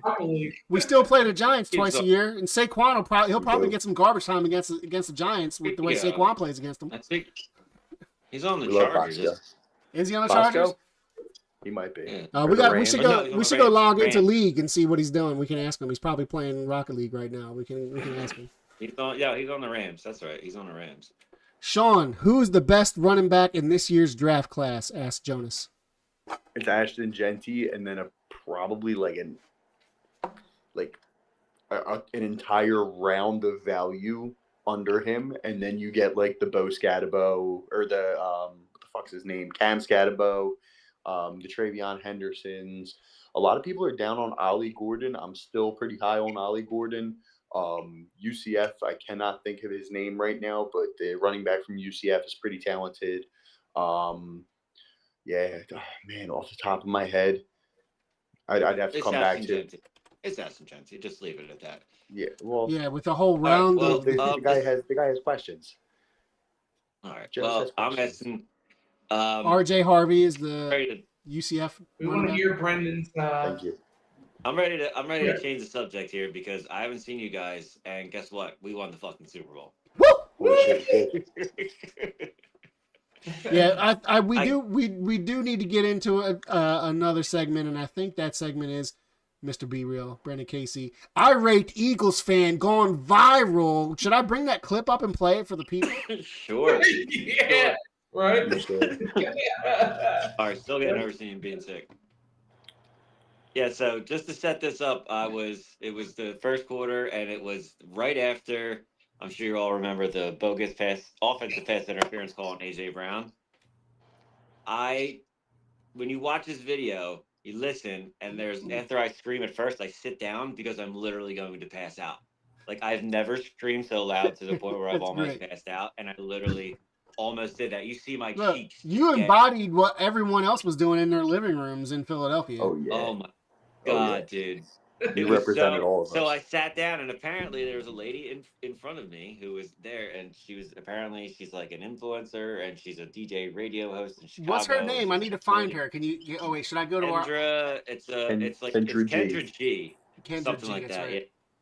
Yeah. So she was there, and she was filming everything, and she filmed the selfie record of me losing my mind after that offensive interference. And you gave a couple eye contacts to the camera too. You're like, motherfucker. Yeah, because she was doing it. I could tell she was being like, at first, like I stood up and her reactions were funny. I got to give her credit. She was pretty fucking funny. She's like, yeah, and then you see her briefly look down. Like you see me like briefly look down, and I didn't know if she was recording or not. And then I kept going. I looked down and I saw her, and I was like, "That's right, motherfucker." Yeah. Yeah. Oh my God, that's great. Yeah, because, it was fucking. That was you golden. just knew it was coming with the obviously the refs and everything. So, but yeah, dude, If you want me to give you like kind of like the condensed story of everything, I'll be glad to. And then if you guys got any questions or anything like that for me after I'm done, got questions about the game, the players, Bourbon Street, you know, the private Monster Energy drink party that I went to. Shit was wild, man. Dude, I gotta save this fucking screenshot. Go ahead, keep talking. So we're listening. We left. Yeah, dude, so we flew out of Philly at 5. Flew out of Philly at 5 a.m. Friday. Landed in Miami, and then immediately jumped on another plane outside. It was the first time I ever like had to go outside, like into the fucking like jetway to get on a plane, and jumped on that. Went to Pensacola, rented a car, drove 2 hours to Biloxi, Mississippi, and then we were staying at the MGM Grand Casino, and it was just me, Jess's uncle, and her cousin, and then we were waiting for her other uncle because the room was all under his name. So he's like, oh, well, you guys can't get in until he gets here. So we're like, okay. So we walked across the street to the local watering hole, and it just so happened to be Jess's cousin Shane's birthday. And yours truly didn't sleep at all on the plane. I was running on about 2.5 hours sleep. So we drank, and then it was a good time for car bombs, and then it was good times for another car bomb, and then it was Washington Apple, and then it was shot of something else. And I ended up Jägermeister, Black House, yeah. Black House. Shut everybody! I was like, yeah, fucking skanks. But I woke up. So then I woke up in the hotel room at like, that was like probably when we first got to the bar. It was probably like 2 or 3 o'clock in the afternoon, maybe. And then I woke up at 10 o'clock at night in the fucking hotel room. And they went out like virtual golfing, and I missed that. They went out to dinner and missed that. I was just so exhausted. But Saturday we got up, went to the NFL experience, and it was too much. There was just way too much going on. Like, it was humongous. Like, it had to be like 10 football fields and stuff. And it was just like big screen TVs everywhere. You could go see the Lombardi Trophy. You could go see the AFC Championship Trophy, the NFC Championship Trophy. You could go see every Super Bowl ring ever made. There was players everywhere. Three-piece shirts, right? Yeah, 3-piece shirts everywhere. I saw Flavor Flav playing pickleball against Tyreek Hill. I did not have on my bingo card. Oh man, that's great. I mean, I'm like, who's playing?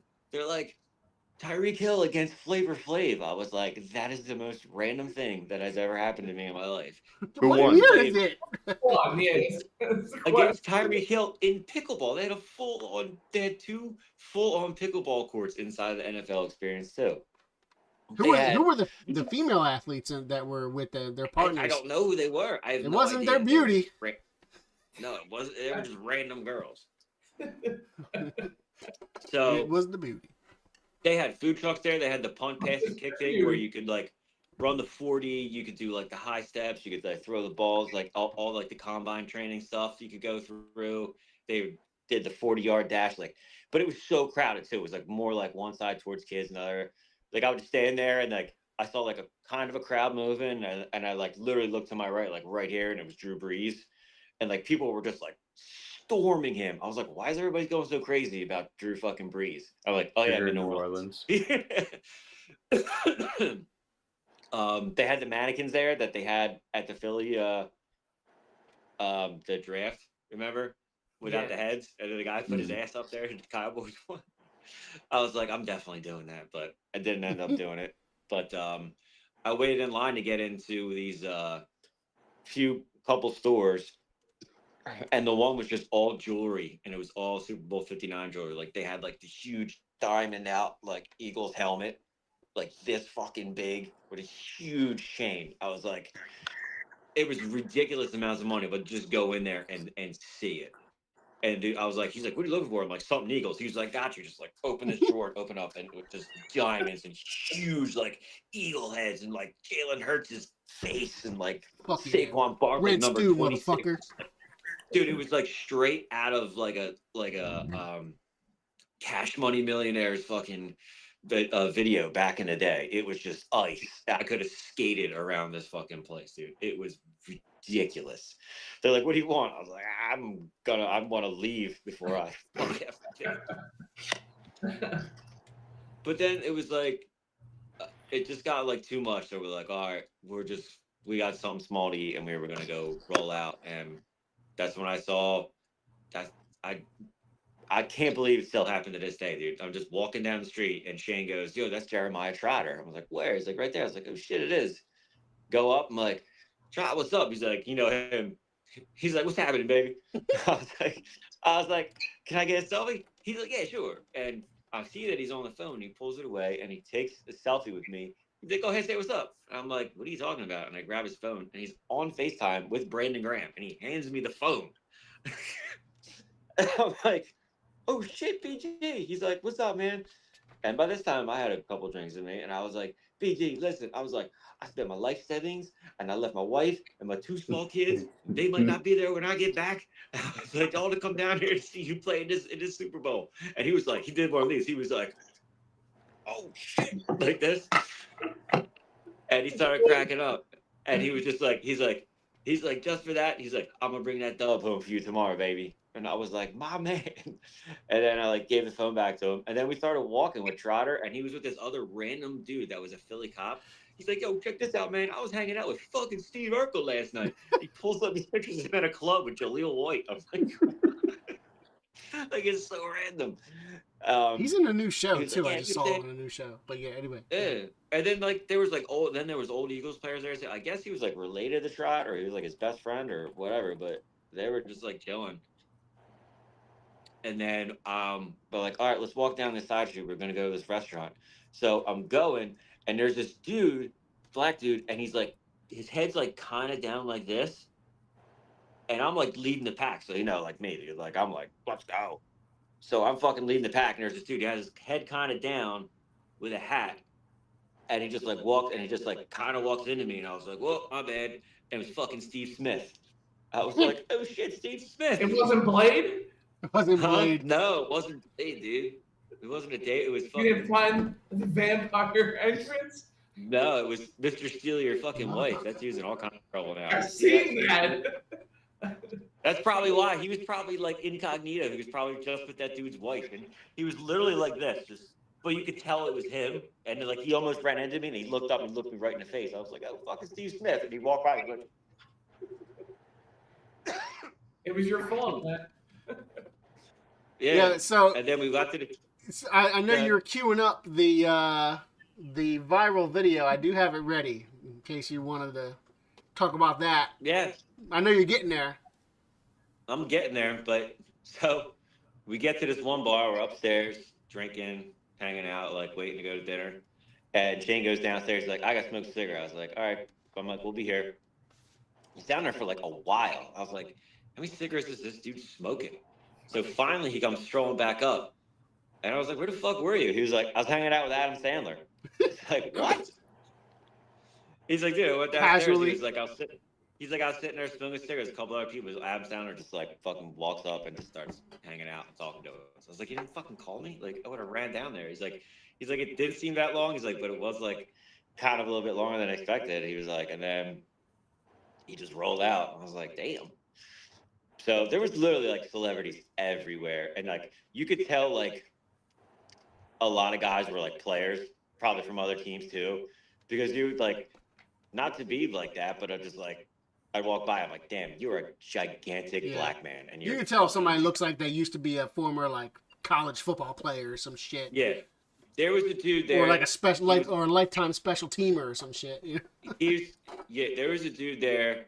I think he definitely was a college prospect. Sean, you'll kill me because I don't remember. I think he was a big fucking dude. He was like number 92 or something. And Reggie White? No. It's the ghost of Reggie. He's like number 92 or 90 something, and he was fucking enormous. And he had literally his whole family with him, and they all had matching t-shirts. And it was all like made up t-shirts with his number and like his college on it. I fucking forget who it was, but he was ginormous. Do you remember the college? What? Do you remember the college? Stoutland University. It was LSU. LSU. LSU. LSU, big dude, 90-something. DBU, isn't that what they call it? What do they call it? DBU? He was huge. But we went to a restaurant and it was nice. I had New Orleans fresh oysters. Nice. They were fucking phenomenal. Did you get any crawfish? No, I didn't get any crawfish. I didn't get any fish. Did you eat beignets? Nope. What the fuck? Beignets, bro. That's literally like the first thing I told you to eat. Beignets. I know. You don't even need to be hungry to eat a beignet. They're so light and sugary and fluffy. They're delicious. Did you get a muffalata? Dude, I told you to get a beignet, crawfish, a muffalata. You didn't get none of that shit. He got some oysters though. They're probably. I got some. At least you got something. Did you get gator bites? Did you get gator bites? Nope. God damn it. Christ. Fuck. You went out and met Jeremiah Trotter, almost met Adam Sandler, and fucking went viral on some Instagram's influencer videos, and you didn't eat gator bites? No, I was too busy doing that shit, man. The atmosphere down there must have been crazy. Even Jonas is still listening because he wants to hear all about this atmosphere that was down there. And I think you're convincing all of us to go to the Super Bowl next year when the Eagles are in it. Dude, it was absolutely like you know me, dude. Like I like to have a good time, and I've always been like the one to like have like the good times, dude. And I don't. I've never been to your house having such a great time with you before. I have. You don't party like that. Just Oh, kidding. I know you do. dude, I've never. I don't think I could go back. Like honestly, I mean, it was probably because it was a Super Bowl, yeah, and it was just like, crazy adrenaline and. Oh yeah, I can't imagine. But like, yeah, dude, like I told, like I was running off a 2.5 hour sleep first. So we go, we have dinner, we leave dinner, we go to a casino, and I'm at the casino. By this time, it's when I was FaceTiming you guys when I was in the casino, when I was on the show. Mm-hmm. Yeah, I remember that. Oh my god, that looked like fun. Yeah. And motherfuckers were about to braid your hair right there. Yeah, they were going to braid my hair right there. They're like, you need somebody to braid your hair? Got you, dog. Yeah. I got you. Yeah. Got you, dog. I didn't know if you guys could hear me. It was loud, but I was just like, oh my God, this is wild. Sean, what'd you get? There you are. So we I had to do some research on 92 from LSU. What we got? I think it was 92. I think. Yeah, if it was 92, his name's Jalen Lee, and he's in the transfer portal right now. Not anybody of note. Gotcha. Oh well, he was big. But anyway, so we're at the casino, and then we're like, oh, we were trying to wait. We couldn't get into the monster party till 9 o'clock. So we literally left the NFL experience at like 3 o'clock in the afternoon. We had 3 to 9 to kill before we went to the party. So needless to say, we kept drinking. I was in the casino. We were drinking, and we sit down at this table, and we're like, all right, we're just like getting ourselves together before we're going to leave. There's these 4 black dudes, and these 2 hookers come over and sit down with them and just start trying to rap to these dudes. And they call them out so bad. They're like, I ain't paying you for shit, bitch. It's like, you ain't tricking me. They get up and they walk away. And that just sounds like a regular old New Orleans time. Yeah. So finally, we're like, all right, we're out of here. So we're leaving, and we're walking out, and I look, and there's this dude. He's literally 6'9". I'm not even exaggerating. The dude was 6'9", and he was all of like 90 pounds soaking wet. And I'm like, look at this fucking weirdo. And he's just like sitting by the bar like this, like with 2 drinks. And I'm like, look at this fucking guy. I walk up, and it's fucking Jackson Mahomes. Patrick Mahomes' younger brother.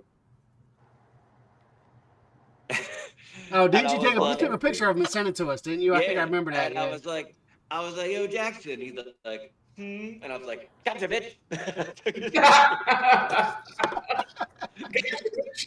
Gotcha, bitch. And you see the picture of his like, and then Shane goes, should we share that? Dude, And Shane is so drunk, he looks by, he's like, Jackson Mahomo, right? That's so funny. Oh, I love drunk people. Oh, it was, and he's just like, yeah. So we go to the Monster Energy party. We go down this fucking dark alley, and there's these two gigantic black dudes that are bouncers sitting there. The only reason you knew it was the Monster Energy party. There was like a little Monster blow up can outside, and you're looking for our names, and our names are on the guest list. I found all it. right, go ahead in. What'd you find? Picture of Jackson Mahomes. I'm sharing it right now. I'm about to share it on the screen right now. Dude, look at him. He was just like, I had no idea he was that tall. It doesn't look like it there, but like dude, I'm not even lying. He had to be 6'8", 6'9". Dude, you can just tell. It literally. Yeah, he's a big fucking doofus. It looks like you were like, "Hey, Jackson," and he was like pointing to his drink. He's like, "What's up?" Yeah. His big ass. Gotcha, bitch. So and he was like, "Oh shit." Yeah. So then we get into the Monster Energy party, and it's all free then. So we're like, just buy drinks. Did they spray blood yet? Not yet, but it got freaky, dude. It got really weird because we're in there. It was dark. There was like a weird vibe of like people in there. Like you could tell, like just like almost swinger aspect, like, you know. But there was a lot of people, and it was dark, and there was like everybody's like, I can't get a beer, and I just kept walking up, and there was like the roped off section. I would just go underneath it, and I'd go right up and be like, "Yep, right here, too, thanks." And I just kept going. Nobody said anything. I just kept going up and getting Jonas said he's glad you had such a good time down there. Who said that? Jonas. Thanks, buddy. Jonas Espinel, the original number one fan of Quarterback Factory Show. He's been with us for a long time. Years. I mean, when did QBFS start? 2020. I feel like Jonas was right there. Like this upcoming spring will be our 5th year of doing this. Time is flying, man. Crazy, man. I don't want to talk about it. I don't want to talk about how time is flying because. Wait, so this is when it gets fucking weird. And the only time I ever experienced something like this ever before was in Atlanta when I was there years ago. And it's just like, I swear to God, dude, it was like fucking Blade. It was just like bong, like the fucking clock struck midnight, and they're like, the downstairs. Most Def started playing in the background. Aya against I. Flesh of my flesh and mind of my mind.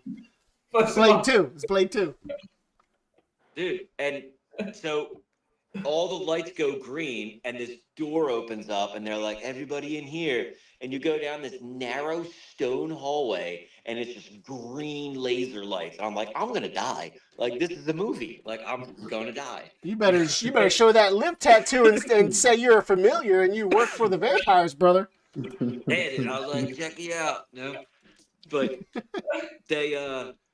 we go out, and then we come into this room, and it was like a fucking warehouse.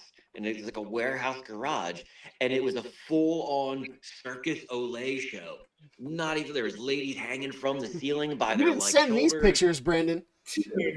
Bro, there was these other ladies. They were inside of like hula hoop spheres and twisting around. There was 2 people. I don't know if I sent you guys a picture or not. It was the weirdest fucking thing I've ever seen in my life. It was a guy and a lady, and they're sitting there. They're both blindfolded. They have one tube going up their nose, out their mouth, and he's holding the one tube, and then the other tube is going into a mystery liquor. And then the lady on the other side, same thing. The tube's going, they fed it through, and she's sitting there like this, and they're dripping it into a cup. I found out it was fucking absinthe. And they were just handing out free absinthe to everyone. And these people were tripping their balls off, and they were just sitting there dripping absinthe. You could just go up and just do shots of absinthe for fucking nothing. So I did a shot of that.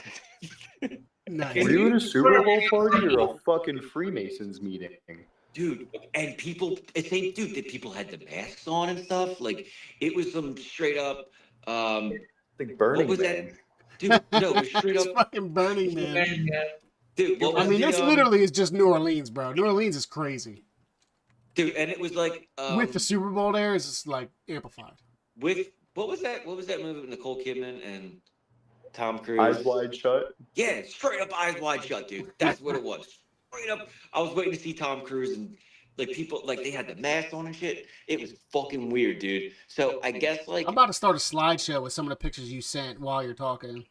should. So, dude, I was like, I gotta get out of here. Like, I bugged out. I was like, I gotta get out of here. Like, I was way too drunk. I was like, I gotta go. So then I left. And then, Jesus Christ. I just left, 12, dude. I was like, 12 this years is of weird. Catholic school started getting to you. You're like, I know a devil cult when I see one. Yeah, It's getting hot in here. Yeah. Yeah. I'm really burning now. Do a couple Hail Marys real quick. I feel like I'm maintaining. Am I maintaining? You make the good Lord very uncomfortable. Dude, I bolted, dude. I couldn't stay there. So we bolted, and then I was cooked. Like, cooked. Like, beyond cooked. Like, Dan bread mode. Like, old school bread mode, dude. Yeah. And so I passed out in the car on the way home, and Sunday was game time, dude. I was hung over as shit, and her uncle was like, "We got to get there early." So the game started there at 5:30. We got in line at like 11:30 to get into the stadium, and there was already a line. Oh. So it wasn't supposed to open. Pictures lined up. Go ahead. Keep Dude, talking, it wasn't open. They weren't opening the gates until 1:30, 1:45. There were so many people there, they had to open them before 1 o'clock because it was just the line for trying to get in was just insane. But one of my favorite stories is we're standing in line, and you can so tell the clientele of people, like the Chiefs fans, the Eagles fans, like all the Chiefs fans there, like half of them are just fucking posers. Hold on. You know, they all got Slow down a little bit. I got pictures to match your words. But keep talking. Trying to get the slideshow going, damn it. Keep talking. Slower. Slower. Hey. So we're standing in line, and you can just tell the clientele, like they all have like new stuff on, and then like here come the Eagles fans, dude, just like half naked, like tattoos, throwing up, drinking beers in line, and so we're in line, and everybody starts like talking shit back and forth. Like it was a huge line. It's all just Chiefs and Eagles fans, just like some random people. And they start doing the fake ass fucking Atlanta Braves chop, dude. They're like, This is the line Brendan is talking about. Yeah. So we got in line at before 12 o'clock, and that little archway there. Dude, it's such a nice day too. Look at that little Mario cloud up there. Oh, dude, Yeah. it was Beautiful, so nice. beautiful day to play a football game in a dome. Yeah. Why do you have a dome in the fucking South, man? Like I guess in case you want to play football while a hurricane passes. Yeah. Yeah. So they break out in their little gay fucking chop, and all of a sudden, dude, you look around, and this Eagles chant starts, dude, and it's one of those like deep, frothy, like bassy, like from the pit of your stomach, like the. Nice. I wanted to share this one earlier too, like. Oh, there he is. Goodness. Yeah. BG, That's awesome. the Axeman. Oh man. Dude, Trot is enormous. Yeah. Yeah, he was a big dude. You can probably get out there and Live play fucking still. Human being. Yeah. She's like, oh, I'm about to hit both of them. He can probably get out there and rotate with the line.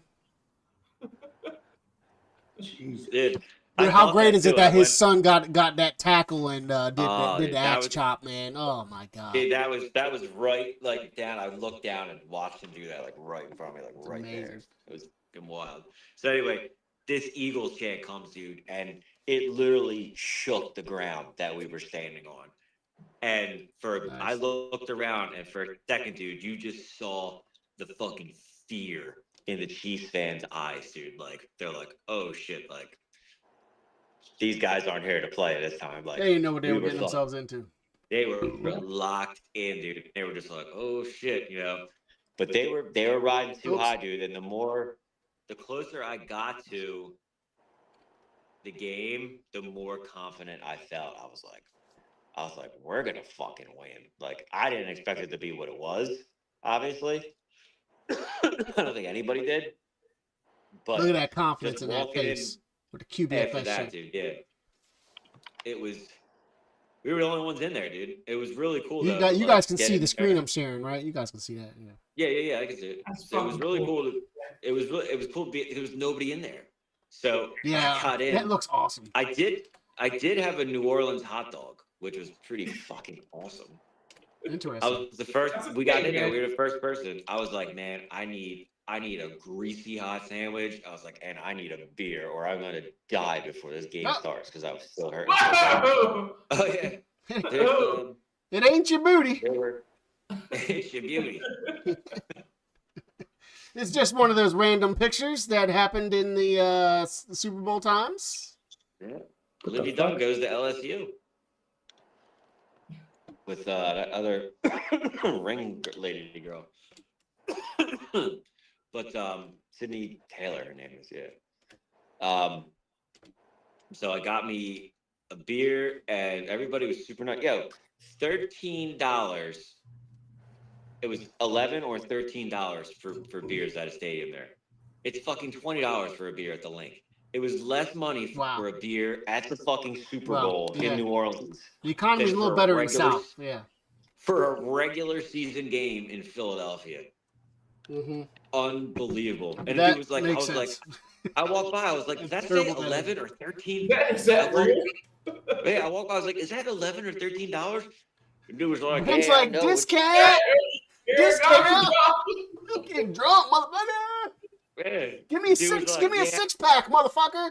He's like, yeah, I know it's out. He's like, it's outrageous, man. I was like, outrageous? I was like, that's cheap as shit. Have you ever been north? Come here, let me show you this, bud. Yeah. Have you ever been north of the Mason-Dixon, boy? Yeah. I was like, can I get a bucket of this? Like, Jesus. But can you just give me the keg? I'll buy the whole keg at full price, whatever it is. He was like, man. And he said to me, dude, he's like, you know, he's like, I'm really glad y'all made the Super Bowl. He's like, I was rooting for y'all. He's like, I do like it. He's like, fuck the Chiefs. He's like, and all. He's like, but yo, he's like, when y'all came down here for the regular season game, he's like, y'all drank us. He's like, to fucking dry. He's like, hell to high water. He was like, you made so much money for this fucking place and all the beer y'all drank for this city. He was like, we were welcome you guys to come back for this. Hell yeah, that should be a fucking headline right there. New Orleans loves when the Eagles come to play in New Orleans because we drink all the fucking beer. Dude, yeah. They were like $13 for a beer. You would have thought it was like $1 bottle night. Yeah, that's a discount. Hell yeah. How much does a fucking hot dog cost? God damn. Is it like 50 cents?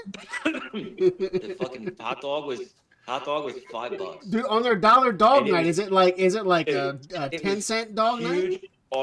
It was on this huge soft bun. It was huge. It had sausage, peppers, onions, and something else, dude. And it was just like, but it was a hot dog. It was a fucking hot dog, dude. And I gobbled that thing up, and I fucking drowned it back with a Bud Light. And I was the first person to eat and the first person to drink out of the convenience stand where I was. They're like, and that dude was like, I fucking love y'all Philadelphians. You eat more hot dogs and drink more beer than anybody I've seen. Yeah. Hey guys, I can't lie that last time when I was paused for a minute or two, fell asleep. Yeah, I might have fallen asleep. Go to sleep then, So man. the last page of Palumbo's notes is gonna have to be like a reel or for next week's content. I've been up since fucking 4:45 this morning. I got to go to bed. Yeah, buddy. Go to bed, dude. Love you, Talk to him. All right, Peace buddy. out, guys. Later. He's going to see his girl. Pussy.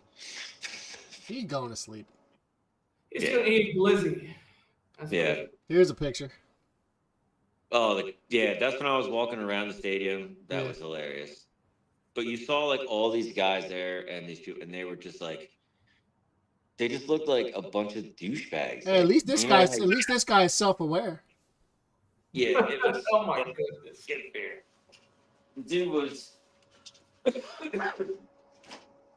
Yo, this one was hilarious when you sent this one.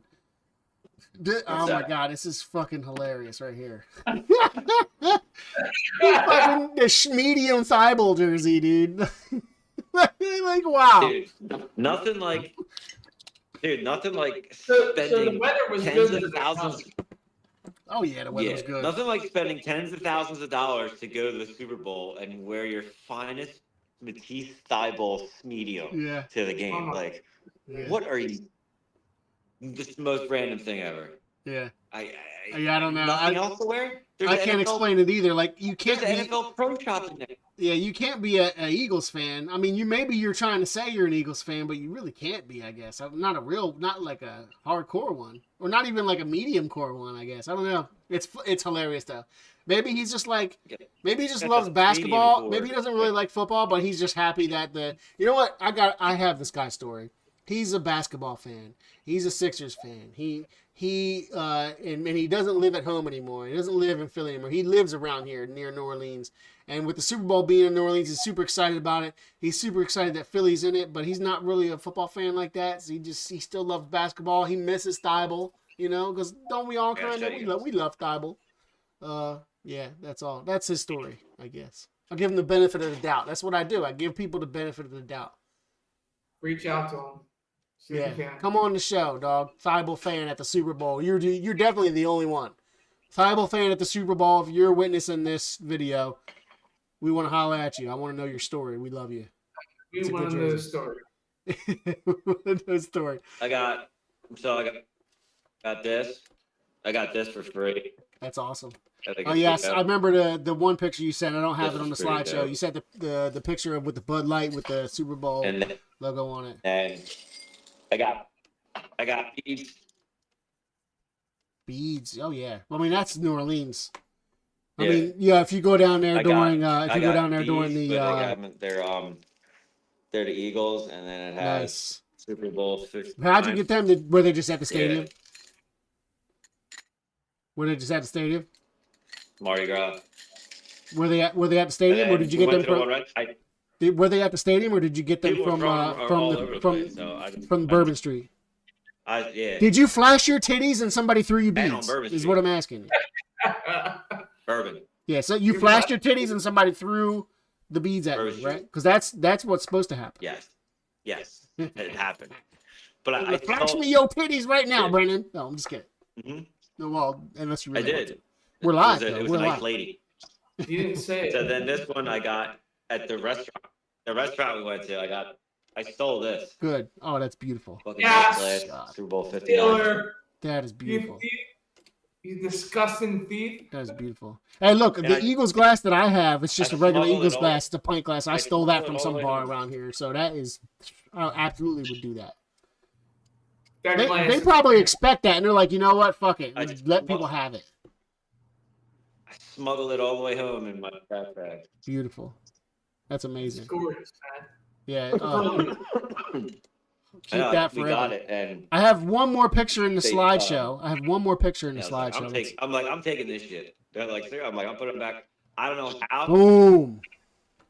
Look at that. Look at that beautiful picture. What's it? Look at that beautiful picture. Rejoicing. Look at that. Look at that happiness. You don't see that kind of happiness out of any person in Philadelphia. But everyone in Philadelphia had this same exact face at that moment. Yeah, maybe not as excited as your face being there, but goddamn, it's amazing. Brendan, would you have liked this question for you, Brendan? Would you have liked it to have been closer or just a blowout? Fuck no, dude. Real Eagles fans don't give a fuck about that close game. We don't want that close game. Look, the Eagles, like, if it was a close game, that would just take years from our life. You know, like, and we're okay with that because that's what we signed up for. But look, man, fuck that. Like, the real fans aren't complaining.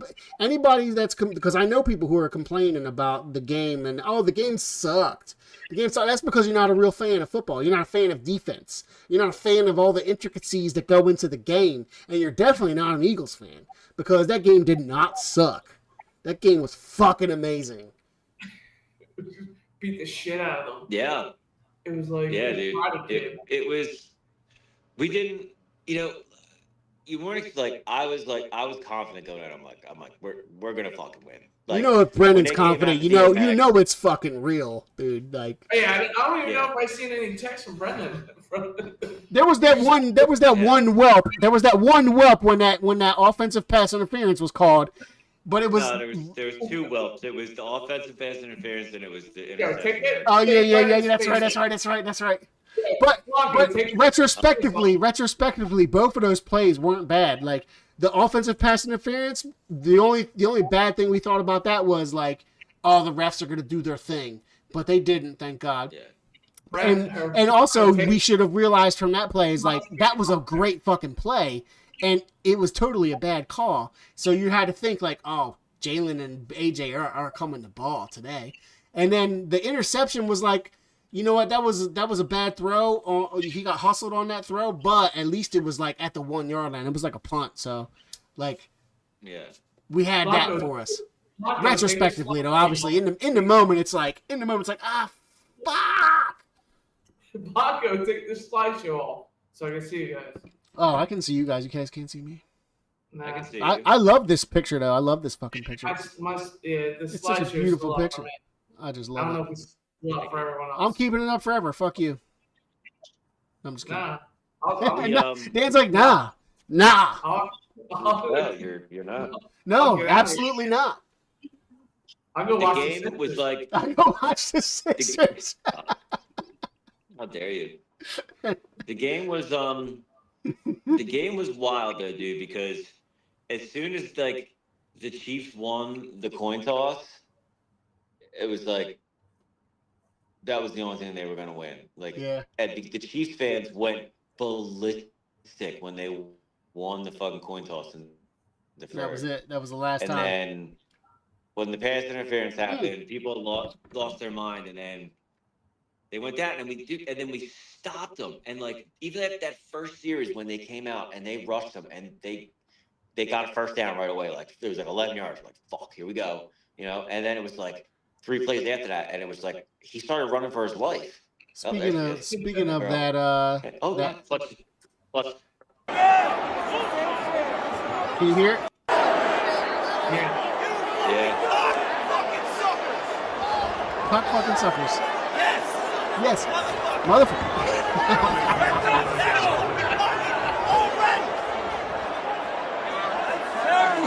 Brandon was toasted, man. You were so drunk. I love it. In the zone. Her reactions are hilarious. She's pretty funny. So mad. I wasn't drunk. I wasn't, man. Oh, no. The drunkenness had left you at that point. You were pissed. I was furious. Oh, yeah. That was me trying to still get off the Monster Energy. Oh, little David Thornton is back. He said that chocolate thunder.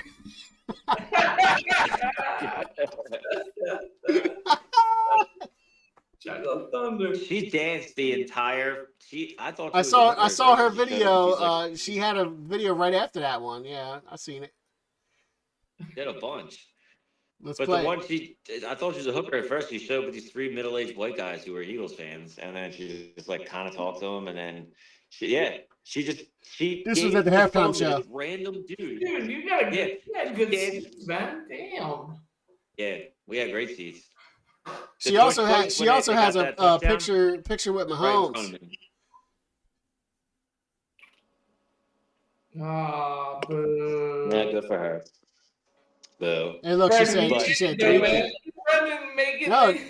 good for her that it didn't work out. Fuck her. Yeah. Brendan Megan Instagram. Yeah, Brandon is famous. And dude, I'm on the Instagram, the TikTok. Dude, random people will like hit me up. They're like, "Is this you?" I was like, "Yeah." They're like, "I'm scrolling." Just like, look at the Look at the top comments. Probably because we know them, but let me go back to the. Oops. Boom. There you go. Look at that. Don't I saw That's my look. They were like, they thought I was some. That's the C Raider. The C Raider commented. That's my best friend. He's a Jets is commenting. Oh my god. Oh my god. BKC. Yep. Hilarious. It's hilarious. Oh my god. That's my freaking name. That's my freaking neighbor. His name is Jason. somebody thinks it's their neighbor named Jason. Yeah, read it. Read it. That's my freaking neighbor. His name is Jason. This man is a real diehard fan. He's always like that. Trust me. That's hilarious. Except his name is Brendan. LOL. That's no way. I need an ID check. Can you please provide some identification for this gentleman? Oh, I'm about to reply to this guy right now. Oh, I can't. Why can't I reply, dog? Why can't I reply? Did she close replies on this shit? Oh my goodness. Reply. Oh, I liked it. I just liked it. I can't reply. Damn, shut you down. Shut it down. She's like, all the Eagles fans up in my DMs. I gotta shut this shit down. What's her page name? Brandon could be the next Hawk Tua from this. Her page name is Kendra G Media. Yeah. Look at your brother's face. Unless it's Kendra.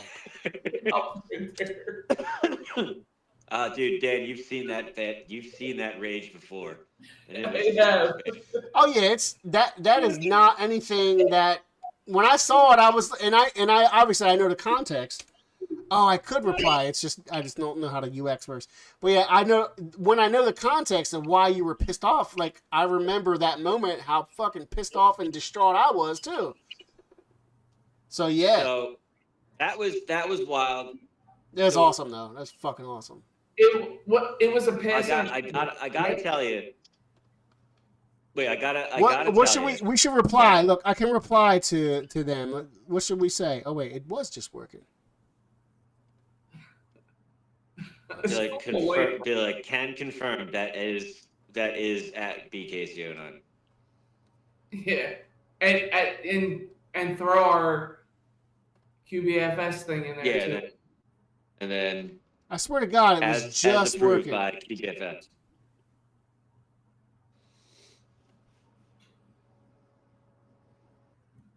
Well, Glenn, I gotta admit, I thought that Minnesota is the best team I've seen, and you just topped it, man. You got a Super Bowl, man.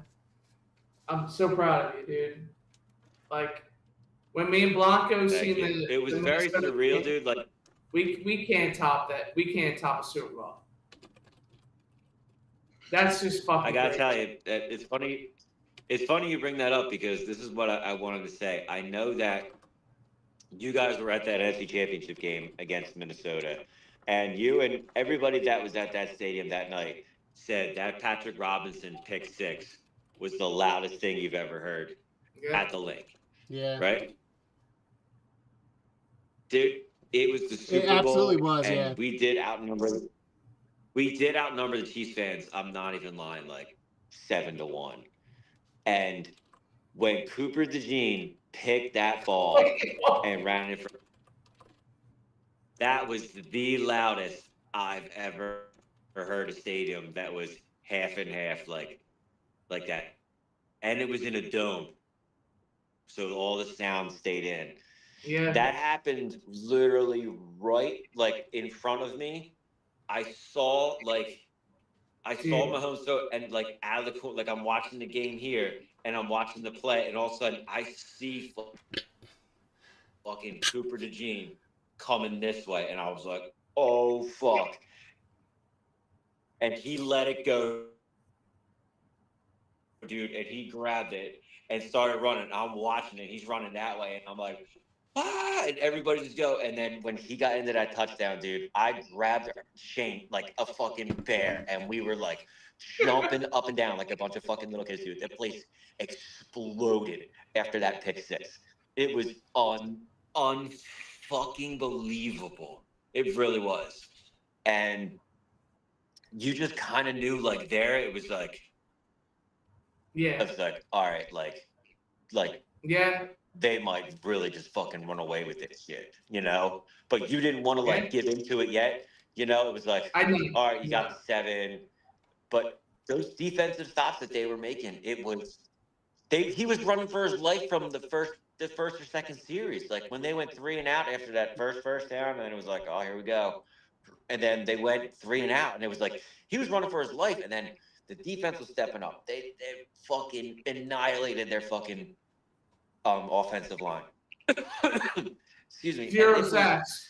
To watch it firsthand was almost, dude. It was surreal, dude. Just watching them, like, get in there, and Mahomes was running for his life, dude. And they were cooked after the first half. Like, now that I look back at it, I didn't want to do it, but it was like, you saw, like, they were just like, yeah, we're not fucking winning this thing. Like, they showed up, they went through, and they tried. And Eagles, Andy, in that, dude, it was just, you could feel it. You could feel it in the stadium, dude. I think they knew it. They knew it before the game happened. They had a lot of fake confidence. Like, retrospectively, when you go back to watch, like, the mic'd up version of the Super Bowl is awesome. If you guys haven't watched it, 40-minute long video by NFL on the 41 minutes long mic'd up Super Bowl was amazing. Like, you watched it. Watched that yet? You should watch it. It's so good. Dude, I haven't watched I haven't watched it at all. Oh, you absolutely got to watch it. I want to watch it again, but I watched that 41-minute mic'd up. It's so good. And, like, you see the beginning. You see the very beginning. It's kind of a biased video at first, but but the Eagles take over the whole thing, obviously. But, like, in the beginning, they show every player in the beginning. They show the Eagles hyping each other up and what they're doing. You know what they're about.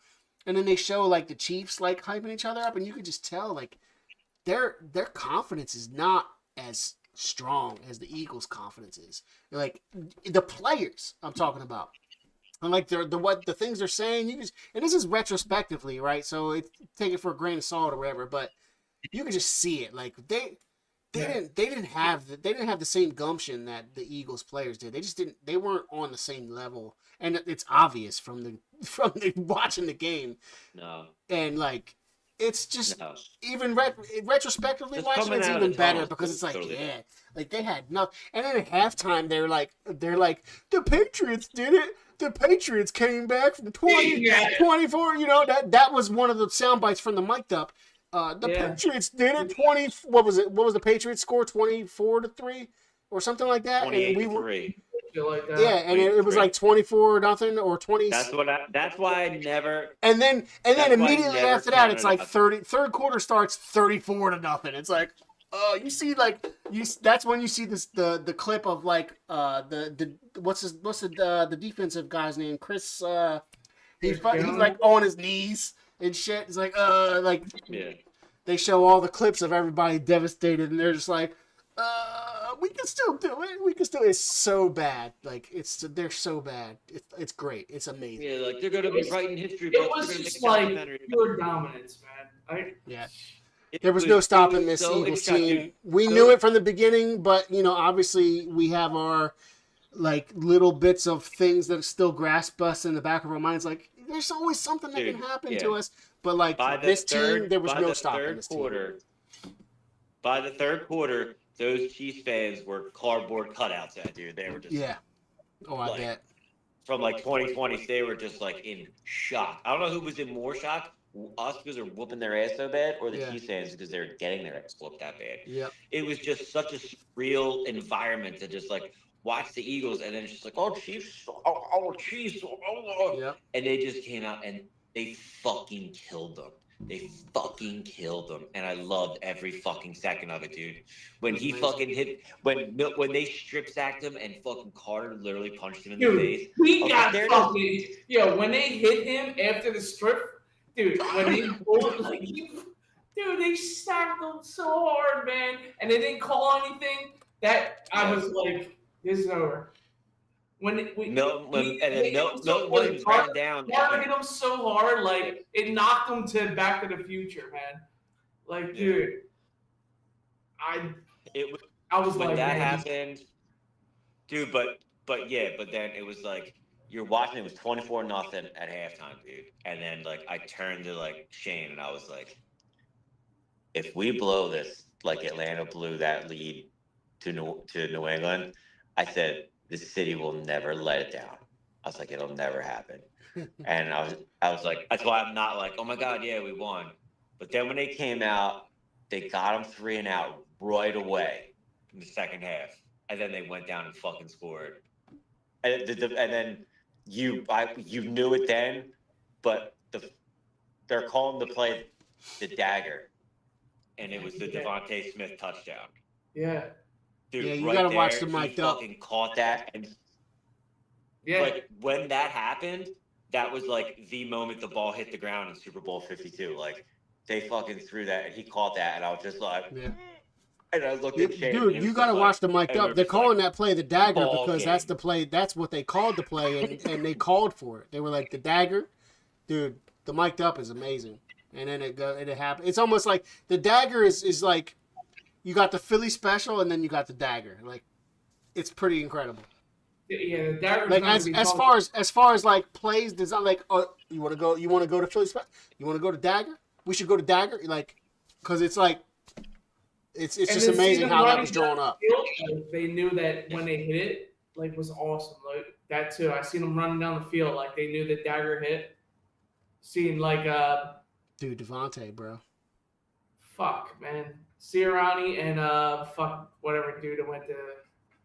Now he's a Saints fucking head coach. Kellamore. Yeah, and Gilmore. Yeah. it was unreal, dude. All respect It to him, really man. was. All respect to him, man. Yeah, but Sean said it. Sean said it in a previous podcast of ours. Yeah, like he's not really a head coach. He's a play designer. You know, he's an X's and O's guy. He ain't a head coach. He's not motivating dudes like Sirianni is motivating people. Yeah, we're gonna see. Kellen wasn't motivating anybody. We'll see them this year. We'll see. Yeah, they're gonna lose. We'll see how it's gonna go. So but hey, enjoy this time. I just want to tell everybody. Enjoy it, man. We're Super Bowl champs until what 2026, you know? Yeah. It was. I mean, we'll still be Super Bowl champs when we get married next year, Dan. Wow, my goodness, dude. Hell yeah.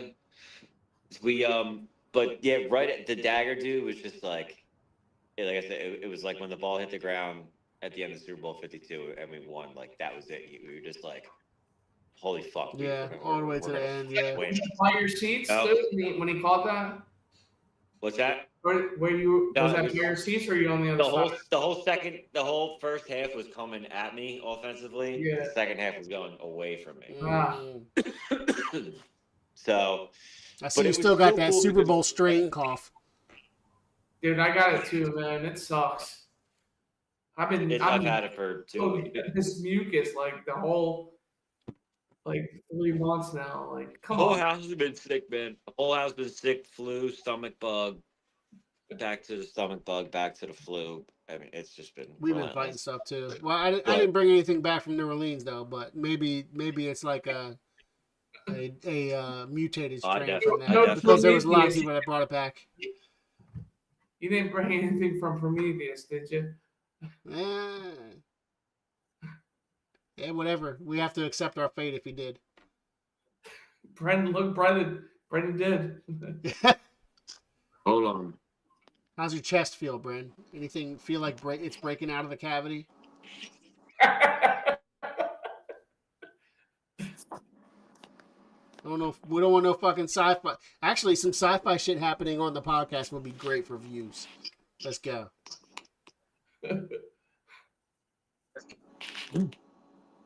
Oh, it's breaking out. We hear it. What's that behind you? It's a Brett Selleck jersey. No, wait. 82. What is that? Mike Quick. Mike Quick. Love it. Love it. I met him outside the game and he autographed it for me when I was wearing it. Mike and Merrill. Pretty dope. I love it. Yeah. But yeah, dude, the end of the game was wild, and then like just the it was just it was, dude, like, and you know what sucks now, like it doesn't suck, but it's just like no Eagles game I ever attend from now on will ever top that, ever. Yeah. Like for the rest of my life. Except for when we go to the Super Bowl next year and the Eagles win again, maybe possibly. Yeah, but it's like, yeah, I mean that would be as a crew, as the QBFS crew. That's fine. We got to get some sponsorship and funding, then, man, because that shit ain't cheap out there. Mm-hmm. But we it was just so surreal to just watch it and be a part of, and to watch the Birds just be there and just win the fucking Super Bowl and hold up the Lombardi Trophy. You're just like it still doesn't seem real, dude. Like I'm still, like I said last night, I'm still waiting to wake up and like we drafted Anthony Richardson and we're in like a 6-10 hole forever, like 7 years or some shit. But like they fucking did it and they dominated and they came in and they just shut everybody the fuck up and they won it, man, and they won in convincing fashion. And it could be a start of something special. Yeah, it could be like 2017 was lightning in a bottle. It was destiny, like, but the things weren't setting up. Like, we were like bubblegummed and scotch taped together, getting to that Super Bowl and winning. It was just fate. And then we were so reliant on Wentz coming back and being the ones in 2017, and it never happened. And we lost players in free agency, and we were getting old. And the year after that Super Bowl was a catch away, right? It was a drop pass away from winning it again. Drop pass away, and it was it was Foles, and then it was Wentz, and then Wentz got hurt again. Didn't know what happened. We've had a lot of times these past 5 or so years. 10 years that was like there's always like one thing that would be the deciding factor, and it would be the thing. But this year was different. This year we blew it out of the water. So I think I agree with you, Brendan. I think I agree with you partially. You said it's a start of something. I feel like it already started a couple years ago. It started 2 years ago when we lost the Super Bowl. I feel like that is the start of it. And now it's ramping up. And I think what you're saying, what you and I are saying, is the same thing. Is like we're gonna get some more. We're getting more. Absolutely getting more. We're getting there again. We're young. We're young. We're young. A lot of our players. Here's what the Phillies do. When the Phillies go up, they come back down. Not to bring this up, because we're running. You don't say that, Dan. You stop saying that. But have you noticed, like, they just World Series, divisional, NLCS, divisional, that's their motto. Not this team though. Eagles, they just they're managed better. Last year was just a I don't know what to call that. Last year, it's just like. Who knows? But it was a lot of stuff. But these guys are young. They're young, they're talented, and most importantly, they're signed. Like, we got a couple free agents coming up, but you have the draft. But like Devontae Smith and AJ Brown are still here for another 2 or 3 years. Yeah, we don't really have to. We don't have to make any free agency splashes. We just have to keep. We have to keep what we have, what we can. Whatever we can keep, we keep, and then we draft. The overall core of this team is one of the youngest in the NFL, and they're all fucking paid. Like, everybody's locked up. Like, and they all got Super Bowl rings. And then other than I gotta buy another one. Like Quinyon Mitchell and Cooper DeJean. Like, they were rookies. They're like 2 at the top of their we're locked up where you can at least compete every fucking year for a while. So Guantanamo. I'm so happy that Guantanamo Bay was like, dude, oh my goodness. Wait, I've been meaning to ask, where did you guys watch the game? Did you watch together? Did you watch separate? What did you do? No, I was at my house. I was with nobody from QBFS, except for I was with you guys in spirit on Telegram. What'd you do, Dan? I was in Foxborough. Foxborough? Yeah, with Tom Brady. Nice. Yeah, I had like my neighbors over and shit. I did a whole fucking spread. I made a bunch of food. I made like pepperoni breads and shit, fucking panzerottis and fucking wings, and made a whole bunch of shit. It was fun. It was a lot of fun. I made a whole spread.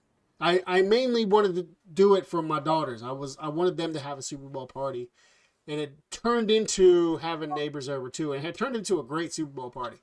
And my daughters were up for the whole thing. Well, my youngest, she eventually passed out right before the end of the game. She's 2, so she lasted as long as she could. I'm proud of her.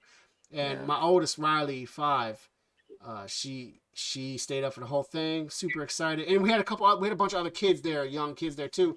We had a couple of our friends' kids come over, and like they were super excited for Eagles. Like all my kids and their kids, they're just like, cause like in their schools, it's all about Eagles right now, so they're like super excited.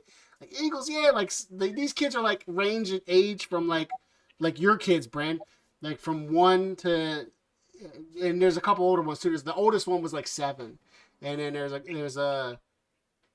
probably about 5 kids there. It was awesome time. But like the kids would be like Eagles, and like my daughter would be spelling Eagles. My 2-year-old be spelling Eagles better than the mayor was, and like it was such a great fucking time. And Riley stayed up with me the whole time, and me and Riley, we went outside into the street after the Eagles won, and people were shooting because I live on 2nd Street, but up in just above Northern Liberties, but people were shooting off fireworks in the streets. Cars were driving down the streets. You know, people were just like sitting on top of the cars, sitting outside of the cars, just driving down. People, it was wild, and because it wasn't Broad Street, obviously, because cars were still driving down the street. But it was fun. I didn't want to. I'm glad I wasn't in the chaos. But there was a little bit of chaos. It took Riley outside. People were shooting fireworks off, and I got a little video of me and Riley out there. Everyone's like was kind of on this one. I don't know. I didn't see any news about anything different, but yeah. I didn't see any news from after the Super Bowl win. Yeah, I didn't see anything crazy. Except that person that did shoot somebody. Oh yeah, that's right. I think that's the only news. Somebody shot 2 people. The parade, yeah, that was the parade. Yeah, that was the parade. Yeah. Fucking people. Couldn't get the porta I mean, it's the world today is a little weird. That's kind of why I was like, I didn't want to go to the parade. I'm glad you were safe at the parade, Dan. I didn't want to go. I went out and would. I'm probably gonna go to the next one now because the next one's gonna be next year. It was freezing, man, and I was just like, it was cold shit. It's still cold. It's still cold since then. It's been since then it's been fucking cold, man. It's been real cold. Yeah, dude. Listen, man. It's been so cold. Don't tell Brandon it's been cold. He's been out there delivering fucking packages and this shit. Every day, man. It has been. Dude, have you been giving people the letter of apology that they got to sign to Jalen Hurts? No, I should though. I should start handing it. Yeah, right. I know. We need a whole episode on apology. Yeah, that's one thing. That's one thing. One of Sean's notes that he didn't get to talk about was all the Jalen Hurts slander. Because we were chatting about that big time because Brent brought that up because a certain somebody who is a Cowboys fan who likes to get the clicky baity has been talking about Jalen Hurts is ranked number 22 in his QB rankings, and that's just absurd. 22. But he's doing it for the clicks. It don't mean shit. Absurd. Yeah. It is absurd. Sorry. The 22. But I saw a meme. Yeah. I saw a meme where it was one of those memes where it said the Cowboys won a battle when it said Dak is greater than Wentz. They won the battle, but they lost the war because Hurts is greater than Dak. Yeah. Well, don't say that. Don't say that. Yeah, I mean, don't mention Dak's name in the same sentence as Hurts because let me guess, Dak does not belong in the same room as Hurts. That's all I can say. Yeah, this is their year. This is their year. Always. He heard him. He's like, "Yeah, we're right there." We just they were like, right there. I brought it up earlier too, but this is you have Zach Martin just retired. Right, yeah. That's a big hit today. That's a huge hit, man. He just left. Dak was like, "Yeah, we're gonna win the Super Bowl next year." Zach Martin's like, "All right, I'm gonna head out. I'm out of here. I'm out of here." I have that same call, bro. I don't know where it's just lingering. That damn call. Oh, it's terrible, dude. I hope you guys don't give my computer a virus. No, we're doing that. Enhance. But Enhance. yeah. All right, well, just print the damn thing. I got check. Print the damn thing. But yeah, well, it'll be for next week about the. Yeah, I got head in. I got to check on the little ones because they're still sick and shit. But I'll send more pictures. I feel like I didn't send you guys all the pictures and everything. Yeah, absolutely. Send more pictures. I need another slideshow. All right, I'll send everything that I have. I don't know if do you need anything else? Send all the not safe for work stuff. You got it. That too. You already did send the one. You send the naked picture of Travis Kelce though. I'll show that next week. All right, bud. I'll talk to you. All right, y'all. See you. Damn, we got some unfinished business to handle. You already know how we want it. You already know how we want it. We're going to enjoy this. This is special. We've done a lot of specials like we talked about.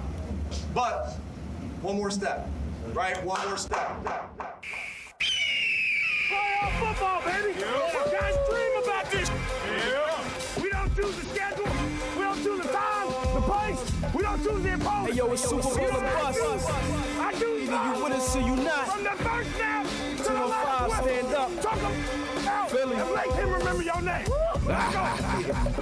You know you haters never thought that you would see us in another one. We about to go the distance like Jalen pitching and Saquon runs. Heavy, we already down setting, let your defense come. And they gon' hit a brick wall and crumble into pieces cause war in the trenches by strength and inches, you getting none. Tell them about that O-line boss, piece to the Eagles front. Nothing can save you when you subject to an Eagles hunt. Got it over the middle, getting just what the people want. First down and move the chains, hurts the Brown through the fade. Eagles touch it down, cut to the crowd, going too insane. The pride and passion, how we feel about this Eagles team. And you can say whatever, if you doubt us, use a brazen lane. Nobody like us, we don't care, and that's the crazy thing. Love makes the grass grow, we live and die by this crazy game. You lose when Kenny gains, well covered Devonta claims. 50-50 ball, he gon' take it and all you get is frame. Posterage, you got Saquon juking his speed through. Reverse hurdle, Quadzilla hurt him for yards, they feelings too. Jake already know at some point we gonna be needing you. Things happen, let's move forward, we still believe in you. Kellen, we gotta kill him, show him how high the Eagles flew. Sirianni keeping them focused, that's what great leaders do. City wants y'all to win because you deserve and need it too. Hella high water, go birds and go make your dreams come true. One more step, Saquon take him to ground and pound town. One more yard, Jalen make him reset the downs now. One more throw to Devonta Grant or A.J. Brown. One more win, and we taking away the game's crown. One more sack, Sweaty give him a taste of cold ground. One more hit, Brandon take it away, it's ours now. One more pick, CJ break it and be in zone bound. One more win, and we get the parade in our They say the defense wins championships, that's what the chatter be. Well, the Eagles got one hell of a unit equipped for battling. Vic Fangio is the mastermind of the savagery. Young talent mixed with hard-nosed old school mentality. Mayhem and destruction, the Warriors earn the Valerie. Brandon Graham strips like of Jalen Carter's brutality. You want none with the Teflon Bond, king of the tackling. If Nolan gets penetration, quarterbacks is the casualty. Listen, I'm not about to give a rambling speech, but we gon' have to put these Eagles to commanders and chiefs. We the true beasts of the East, we're here to hunt and to eat. If you try to get in our way, you become a part of the feast. Compete, you shall not pass on big play slay. That reception turned interception, thanks CJGJ. Defended plenty of receivers, bet a lot of them say that they hated accommodations at Guantanamo Bay. Don't forget the vanilla thrillers in the secondary. Cooper Jean hit me like what he did to Derrick Henry. Like his shit, you know the script, keep opposition at bay. Milton Davis shoved through the anchors, move them out of the way. Hit them hard, protect the ball and let the violence display. The locker room is the safe place where the option is stay. Hell yeah, we're Eagles fans, that's what we're proudest to say. With that Philadelphia fire when you got it Sunday. One more step, Saquon take him to ground and pound town. One more yard, Jalen make him reset the downs now. One more throw to Devonta Grant or A.J. Brown. One more win, and we taking away the game's crown. One more sack, Sweaty give him a taste of cold ground. One more hit, Brandon take it away, it's ours now. One more pick, CJ break it and be in zone bound. One more win, and we get the parade in our town. Yeah. Let's go Birds. Really stand up, we got this. So that's what y'all want to see, huh? We got some unfinished business to handle. You already know how we want it. You already know how we want it. We're going to enjoy this. This is special. We've done a lot of specials like we talked about. But one more step, right? One more step. Playoff football, baby. Yeah. Guys dream about this. Yeah. We don't choose the schedule. We don't choose the time, the place. We don't choose the opponent. Hey, yo, it's Super Bowl and bust. I do. Either you with us or you not. From the first snap to to the left, 205, stand up. Talk him out Philly. and make him remember your name. Let's go.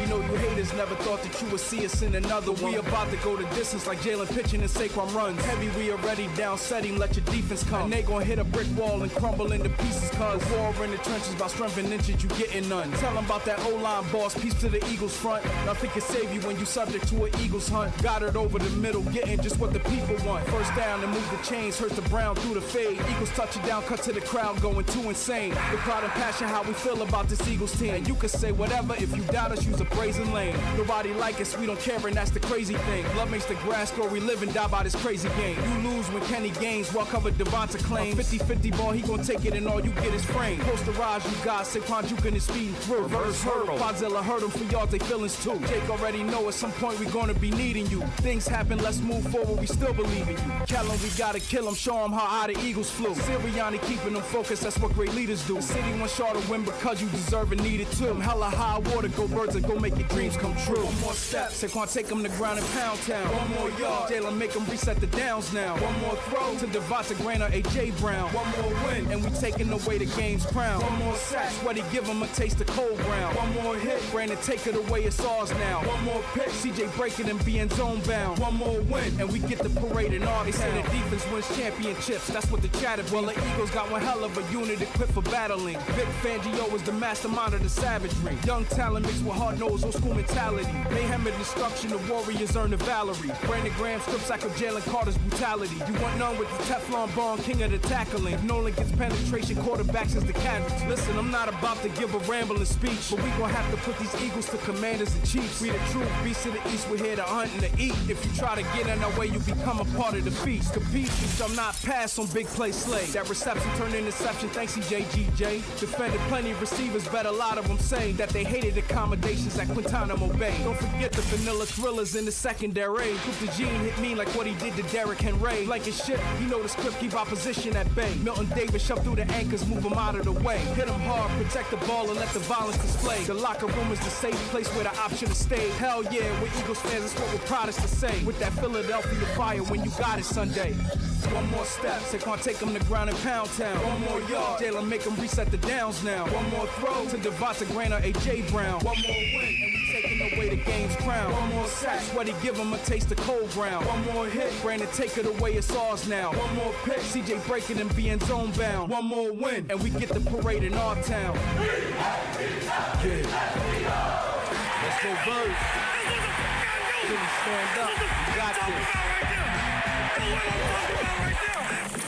So that's what y'all want to see, huh? We got some unfinished business to handle. You already know how we want it. You already know how we want it. We're going to enjoy this. This is special. We've done a lot of specials like we talked about.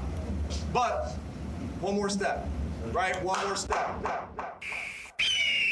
Playoff football, baby. Yeah. Guys dream about this. Yeah. We don't choose the schedule. We don't choose the time, the place. We don't choose the opponent. Hey, yo, it's Super Bowl or bust. I do. Either you with us or you not. From the first snap to the 205, last stand up. Talk him out Philly. and make him remember your name. Let's go.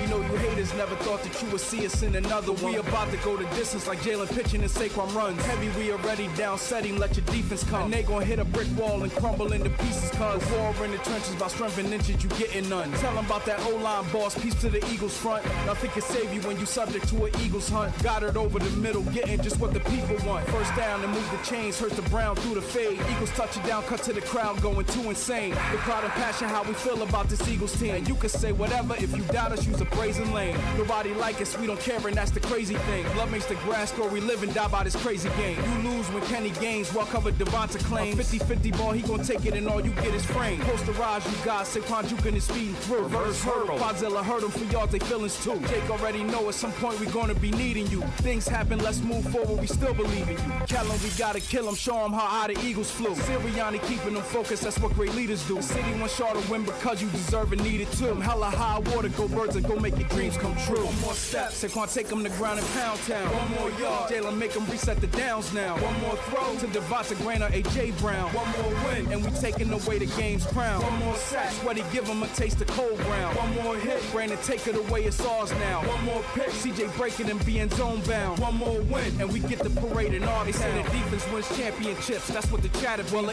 Eagles got one hell of a unit equipped for battling. Vic Fangio is the mastermind of the savagery. Young talent mixed with hard-nosed old school mentality. Mayhem and destruction, the Warriors earn the Valerie. Brandon Graham strip sack of Jalen Carter's brutality. You want none with the Teflon Bond, king of the tackling. If Nolan gets penetration, quarterbacks is the casualty. Listen, I'm not about to give a rambling speech, but we gon' have to put these Eagles to commanders and chiefs. We the true beasts of the East, we're here to hunt and to eat. If you try to get in our way, you become a part of the feast. Compete, you shall not pass on big play slay. That reception turned interception, thanks CJGJ. Defended plenty of receivers, bet a lot of them say that they hated accommodations at Guantanamo Bay. Don't forget the vanilla thrillers in the secondary. Put the gene hit me like what he did to Derrick Henry. Like his shit, you know the script, keep opposition at bay. Milton Davis shoved through the anchors, move them out of the way. Hit them hard, protect the ball and let the violence display. The locker room is the safe place where the option to stay. Hell yeah, we're Eagles fans, that's what we're proudest to say. With that Philadelphia fire when you got it Sunday.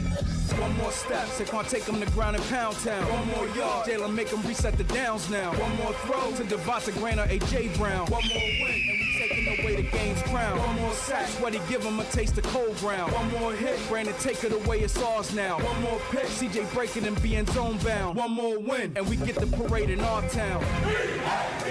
Yeah. Let's go Birds. Philly stand up, we got this.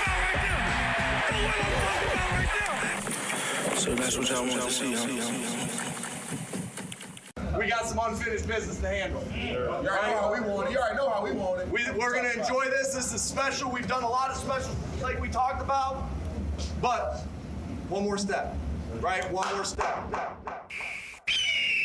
Playoff football, baby. Yeah. Guys dream about this. Yeah. We don't choose the schedule. We don't choose the time, the place. We don't choose the opponent. Hey, yo, it's Super Bowl or bust. I do. Either you with us or you not. From the first snap to the 205, last stand up. Talk out. Philly. And make him remember your name.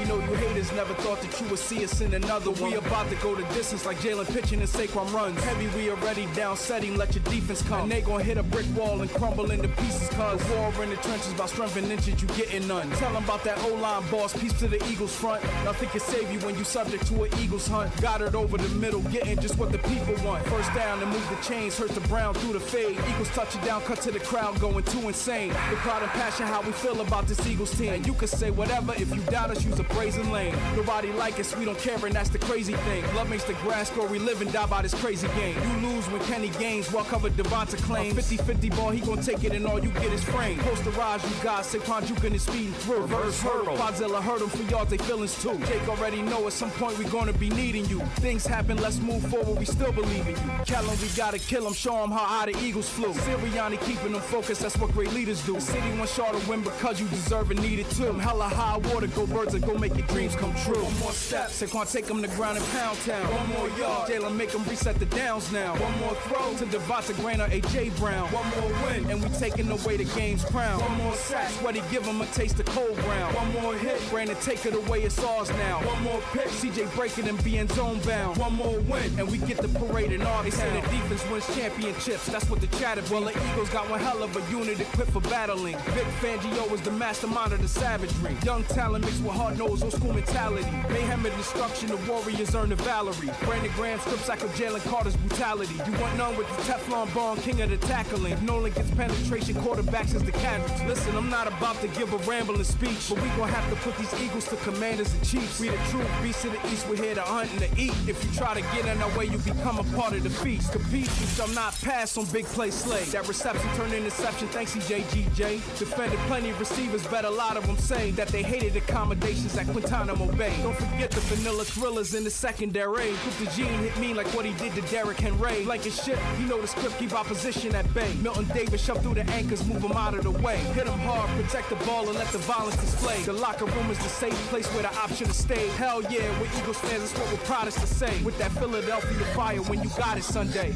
One more step, Saquon take them to ground and pound town. One more yard, Jalen make them reset the downs balls now. One more throw to Devonta Grant or A.J. Brown. One more win, and we taking away the game's crown. One more sack, Sweaty give him a taste of cold ground. One more hit, Brandon take it away, it's ours now. One more pick, CJ breaking and being zone bound. One more win, and we get the parade in our town. Yeah. Let's go Birds. Stand up, you got this. So that's what y'all want to see, huh? We got some unfinished business to handle. You already know how we want it. You already know how we want it. We're going to enjoy this. This is special. We've done a lot of specials like we talked about.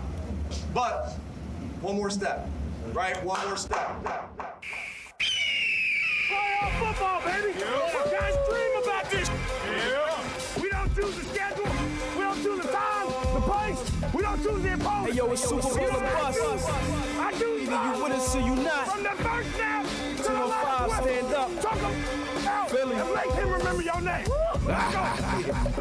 We know you haters never thought that you would see us in another one. We about to go the distance like Jalen pitching and Saquon runs. Heavy, we already down, set him, let your defense come. And they gon' hit a brick wall and crumble into pieces, cause war in the trenches by strength and inches, you getting none. Tell them about that O-line boss, piece to the Eagles front. Nothing can save you when you subject to an Eagles hunt. Got it over the middle, getting just what the people want. First down and move the chains, hurts the Brown through the fade. Eagles touch it down, cut to the crowd, going too insane. The pride and passion, how we feel about this Eagles team. And you can say whatever, if you doubt us, use a brazen lane. Nobody like us, we don't care, and that's the crazy thing. Love makes the grass grow, we live and die by this crazy game. You lose when Kenny gains, well covered Devonta claims. 50-50 ball,